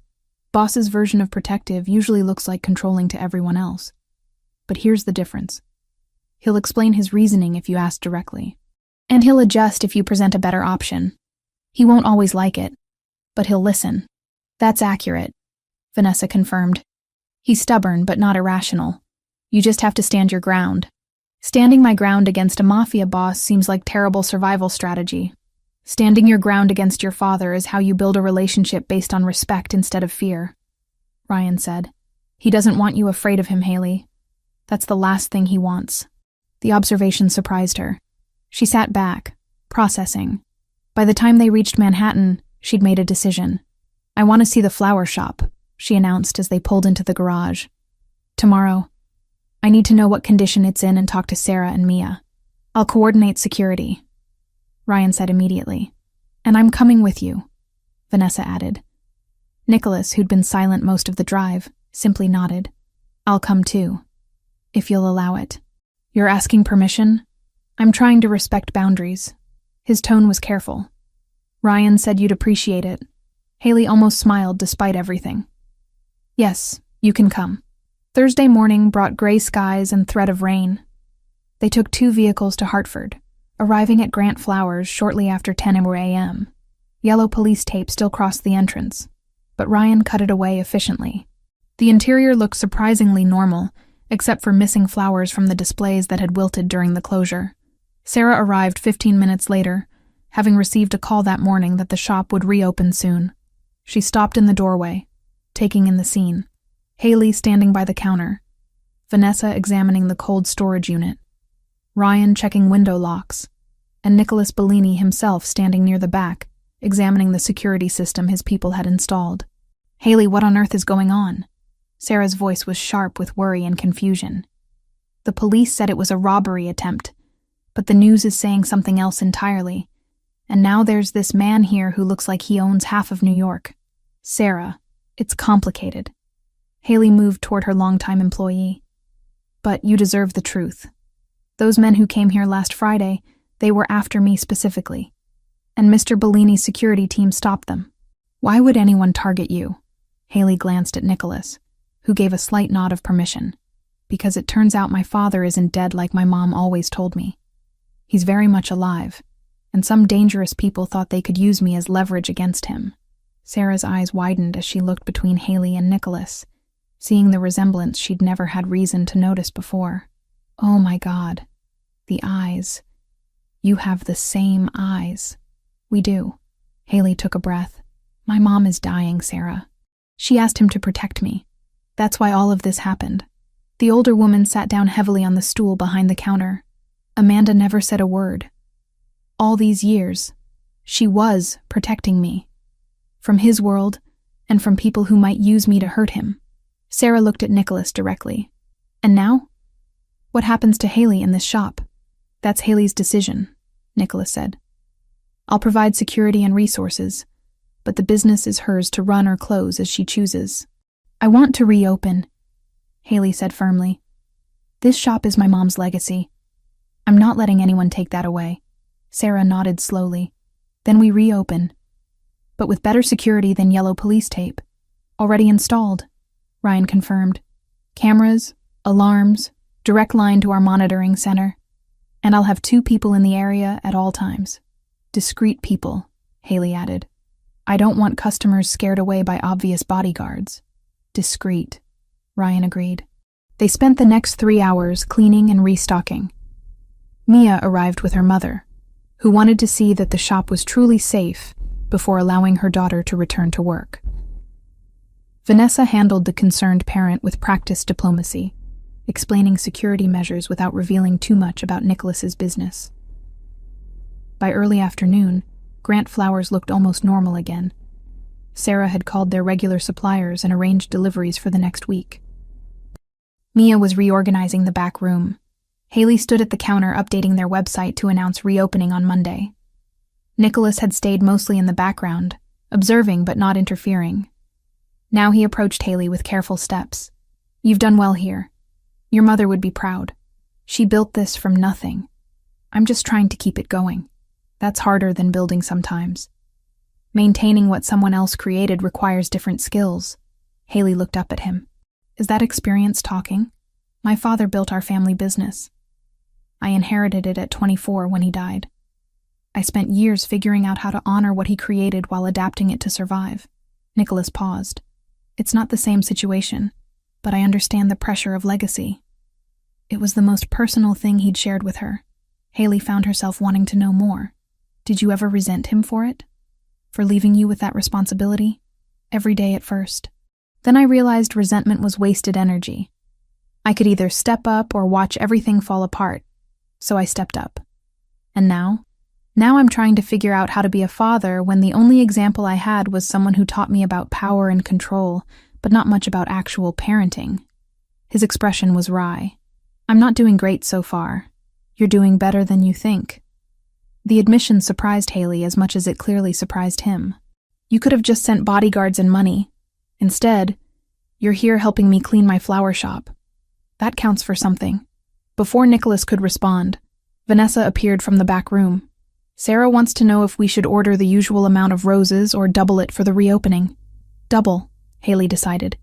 People will come out of curiosity if nothing else. Might as well have inventory to sell them. The day wound down with plans in place for Monday's reopening. As they prepared to leave, Sarah pulled Haley aside. Your father seems like a decent man under all that intensity. But Haley, be careful. Men with that kind of power don't live simple lives. I know, but he's all I've got left once Mom is gone. No, baby. You've got me. You've got Mia. You've got this shop and everyone who loves you. Don't forget that. The reminder settled something in Haley's chest. She wasn't alone, regardless of what happened with Nicholas. That night, back in the Manhattan apartment, Haley sat with Vanessa drinking tea while rain pattered against the windows. Nicholas had gone to handle business he'd been neglecting, but he'd called 20 minutes ago to check that they'd arrived safely. Can I ask you something personal? Haley said. Always. You and Ryan. How long? Vanessa smiled into her tea. A few months. We kept it quiet because mixing personal and professional in Nicholas's world can be complicated. But I think he knows now. He saw you together at the hospital. He didn't seem bothered. Nicholas understands loyalty. Ryan and I are both loyal to him first. What we are to each other doesn't change that. Is it hard? Being with someone in this life? Sometimes. But it's also easier because we understand the rules. We know what we signed up for. Vanessa studied Haley's face. Why do you ask? Because I'm trying to understand how people build normal relationships in abnormal circumstances. My mom did it with Nicholas once. It didn't work out, obviously, but she tried. Your situation is different. You're not dating someone in this world. You're family. That's more complicated, but also more permanent. Family doesn't walk away as easily as lovers do. The distinction made sense. Haley finished her tea and stood to look out at the rain-soaked city. Somewhere out there, Nicholas was handling whatever business required his attention. Somewhere in Connecticut, her mother was dying. And somehow, Haley was supposed to figure out how to navigate between those two realities. Her phone buzzed with a text from Nicholas. Hospital called. Your mother had a difficult night. She's stable now, but doctors say it won't be much longer. I'm arranging for you to visit tomorrow morning. Haley closed her eyes, letting the tears come. Vanessa was beside her immediately, not saying anything, just offering presence. Time was running out, and there were still so many things Haley needed to say to her mother before it was too late. Amanda died on a Monday morning just before sunrise. Haley sat in the uncomfortable hospital chair holding her mother's hand, watching the chest movements grow shallower until they stopped entirely. The monitors continued their steady beeping for several seconds after, as if refusing to acknowledge what was obvious. Then came the controlled silence of the medical staff. The doctor with tired eyes, the nurse adjusting sheets with practiced respect. Nicholas stood on the other side of the bed, having arrived an hour earlier when the hospital called to say Amanda's vitals were declining rapidly. He'd driven through empty pre-dawn streets to be there, not because Amanda had asked for him, but because Haley shouldn't face this alone. When the doctor confirmed time of death at 6:47 a.m., Haley finally released her mother's hand. It was cold now, the warmth that had defined Amanda Grant completely gone. She stood abruptly, nearly knocking over the chair, and stumbled toward the window overlooking the parking lot, where early shift workers were arriving for their day. Nicholas gave her space, but stayed close enough to catch her if she fell. When Haley's legs finally gave out, he was there, guiding her back to the chair, crouching in front of her so their eyes were level. I've got you, he said quietly. Whatever you need right now, I've got you. Haley looked at him through tears, seeing her own eyes reflected back, and something broke open in her chest. She leaned forward and he caught her, arms coming around her shoulders as she sobbed into his jacket. He didn't offer platitudes about time healing or her mother being in a better place. He just held her while she cried for the parent she'd lost and the childhood built on necessary lies. The next hours blurred together.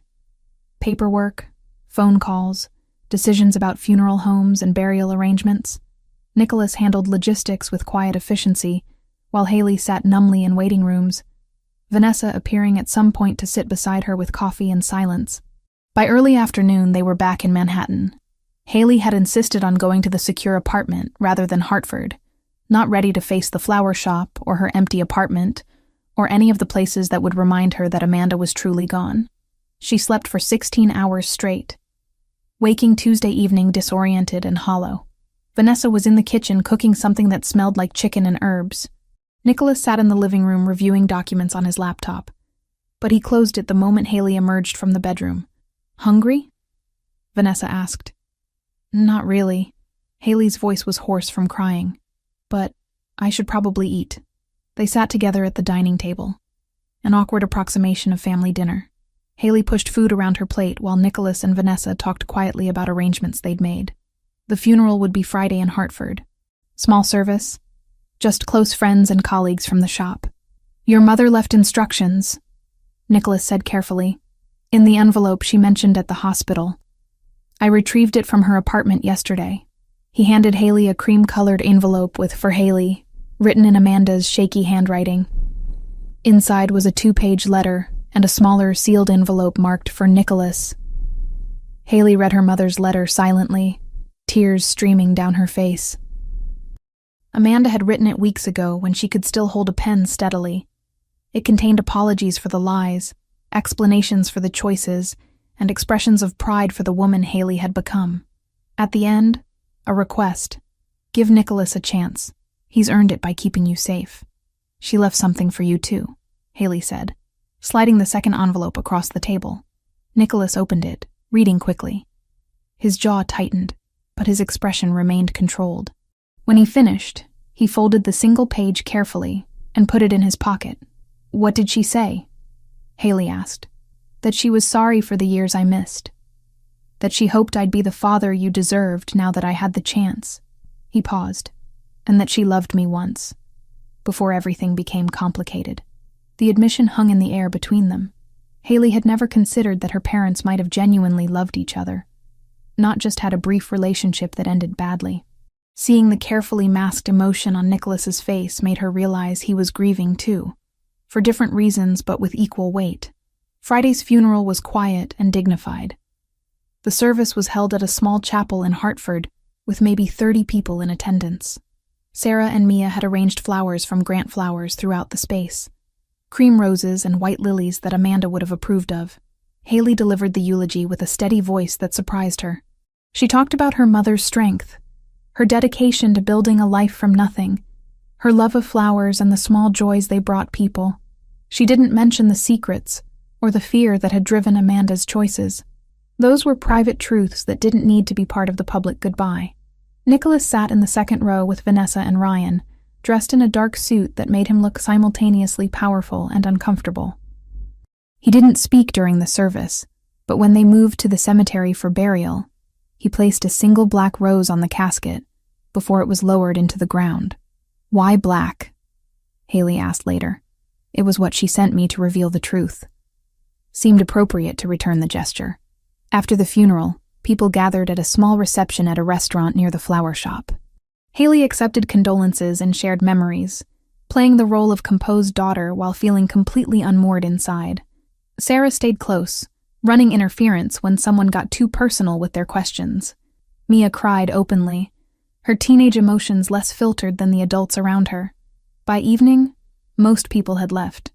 Haley sat at a corner table with Nicholas and Vanessa, exhausted beyond measure. "What happens now?" she asked. "Now you grieve," Nicholas said. "And when you're ready, you decide what you want to do about the shop, the apartment, your life. There's no rush. I want to keep the shop running. Mom built that place from nothing. I'm not letting it die with her. Then we'll make sure it stays open." Haley looked at him directly. "I don't want to be a charity case. If I'm running Grant Flowers, I'm doing it legitimately. No Mafia money propping it up. No fake contracts to keep me afloat. Real business or nothing." Something that might have been respect flickered across Nicholas's face. "Understood. Though I'll point out that the contract with my restaurants is completely legitimate and has increased my floral costs while improving ambiance. That's just good business. Fine. But nothing beyond what makes actual business sense." Agreed. The next week settled into a new rhythm. Haley threw herself into running the flower shop, arriving early and staying late, filling every hour with work so she didn't have time to think about the hole Amanda's death had left. Sarah worried openly about her burning out, but Haley insisted she was fine. Nicholas appeared in Hartford twice a week, ostensibly to check on the flower deliveries to his businesses, but really to check on Haley. He never stayed long, maybe an hour for coffee and awkward conversation, as they both tried to figure out how to be father and daughter without a script. "Did you always want to run restaurants?" Haley asked one afternoon while they sat in the back room of the shop.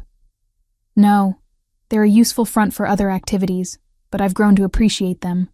Food brings people together. It's one of the few legitimately good things I'm associated with. Do you ever wish you'd done something else? Something completely different?" Nicholas considered the question seriously. "When I was younger, maybe. But I inherited responsibilities that didn't leave room for alternatives. By the time I was your age, my path was set. That's sad. It's practical. Not everyone gets to choose their life, Haley. Some of us just manage the hand we're dealt as best we can." The observation made her see him differently. Not as the intimidating Mafia boss, but as someone who'd been trapped by circumstance and family obligation, just like Amanda had been trapped by fear and necessity. Both her parents had made impossible choices that led to 18 years of separation. One evening, 6 weeks after the funeral, Haley was closing the shop when her phone rang. Nicholas's name on the screen. "Are you busy Saturday night?" he asked without preamble. "Not particularly." "Why?" "I want you to come to dinner in Manhattan." "Proper dinner, At one of my restaurants. Vanessa will be there. Consider it a late birthday celebration since I missed your actual birthday by 18 years. Haley almost declined reflexively, but something in his tone stopped her. This mattered to him. Okay, what time? 7. I'll send a car. Saturday evening, Haley found herself in an upscale Italian restaurant in Midtown, seated at a private table with Nicholas and Vanessa. The space was elegant but warm, with exposed brick walls and soft lighting that made everyone look better than they probably felt. Nicholas had ordered wine and appetizers before she arrived. He stood when she approached, pulling out her chair in a gesture that was both old-fashioned and oddly touching. "You look nice," he said. "You sound surprised." "I'm not. Just making an observation." Vanessa laughed. "He's terrible at compliments. What he means is that it's good to see you in something other than your work clothes." Haley had borrowed a dress from a friend. Simple black with modest neckline, paired with boots because she still couldn't handle heels for more than 20 minutes. She felt out of place among the well-dressed Manhattan crowd, but tried not to show it. Dinner was surprisingly pleasant. They talked about the flower shop's improving revenue, about Nicholas's ongoing issues with city permits for a new restaurant location, about Vanessa's plans to open a second bar location in Brooklyn. The conversation flowed more naturally than previous attempts, helped by good food and wine that loosened everyone's tension slightly. Dessert arrived with a single candle in Haley's tiramisu. She looked at Nicholas questioningly. "You turned 18 in March." "I wasn't there." "This is inadequate compensation. But it's something." Haley felt her throat tighten. "You didn't have to do this." "I wanted to. Humor me." She blew out the candle without making a wish, too overwhelmed to think of one that wasn't already too late. When she looked up, both Nicholas and Vanessa were watching her with expressions that held more emotion than she knew how to handle. "Thank you," she said quietly, "for trying. I know this is weird for all of us, but I appreciate that you're trying. We're family," Nicholas said simply. Weird comes with the territory. Later that night, being driven back to Hartford in the town car Nicholas had arranged, Haley replayed the evening in her mind. Her father had celebrated her birthday 6 months late with his girlfriend, who was becoming something like a friend to Haley too. It was bizarre and imperfect, and nothing like she'd imagined family could be. But it was something, and maybe, with time, something could become enough. 2 months after Amanda's death, Haley woke one morning and realized the crushing weight on her chest had lifted slightly. Grief was still there, would probably always be there in some form, but it no longer consumed every thought. She could remember her mother without immediately crying, could run the flower shop without feeling like she was failing Amanda's legacy every time she made a different choice. She called Nicholas that afternoon. "I want to see where you work. The real work, not just the restaurants." There was a long pause. "That's not a good idea. I'm not asking for permission. I'm telling you this is important. If you're going to be in my life, I need to understand all of it. Not just the sanitized version." Another pause. "Friday afternoon. My office in Manhattan. But Haley, what you see might change how you feel about me. That's a risk I'm willing to take." Friday afternoon, Ryan picked her up from Hartford and drove her to the building she'd visited that first night. But instead of the guest apartment, they went to Nicholas's actual office on the floor above. The space was exactly what she'd expected. Dark wood, leather furniture, floor-to-ceiling windows overlooking the city. Nicholas sat behind his desk reviewing contracts. He looked up when she entered, and for a moment she saw uncertainty in his expression. "You came. I said I would." For the next 2 hours, he walked her through the reality of his business. Not the violent details, but the structure. How legitimate operations funded and concealed illegal ones. How loyalty and fear maintained order. How he made decisions that affected hundreds of lives, for better or worse. Haley listened without interrupting, trying to reconcile the man explaining logistics calmly with the father who'd held her while she cried at her mother's deathbed. When he finished, she sat silently for several minutes. "I don't like what you do," she finally said.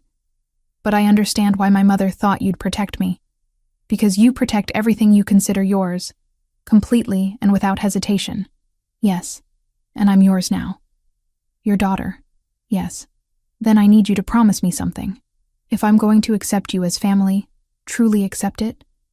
You have to promise that you'll never use what you do to solve my problems unless I explicitly ask. I don't want people threatened or hurt because they gave me a hard time. I don't want the weight of that on my conscience. Nicholas stood, walking to the windows. I can't promise never to intervene if you're in genuine danger. Genuine danger, fine. But not every difficult customer or rude person I encounter. Promise me. He turned to face her. I promise. Unless your life is at risk, I'll respect your boundaries. Okay. Haley stood as well. Then I'm in. Fully in. Whatever this strange father-daughter relationship looks like, I'm willing to figure it out with you. Nicholas crossed the office and, somewhat awkwardly, pulled her into a hug. It was still stilted, still uncertain, but more natural than previous attempts. Haley hugged him back, feeling the solid reality of having a father after 18 years of imagined absence. Your mother would be pleased, he said quietly. She wanted this for you, for both of us. I know. Haley pulled back to look at him. So let's make it worth all the years she spent keeping us apart. They left the office together, father and daughter walking side by side into whatever complicated future awaited them. The flower shop in Hartford, the criminal empire in Manhattan, the carefully constructed life that bridged both worlds. The most immediate threat from Kozlov's men had faded after the failed attack and Nicholas's quiet retaliation, but the uneasy truce that followed meant extra security, not true peace.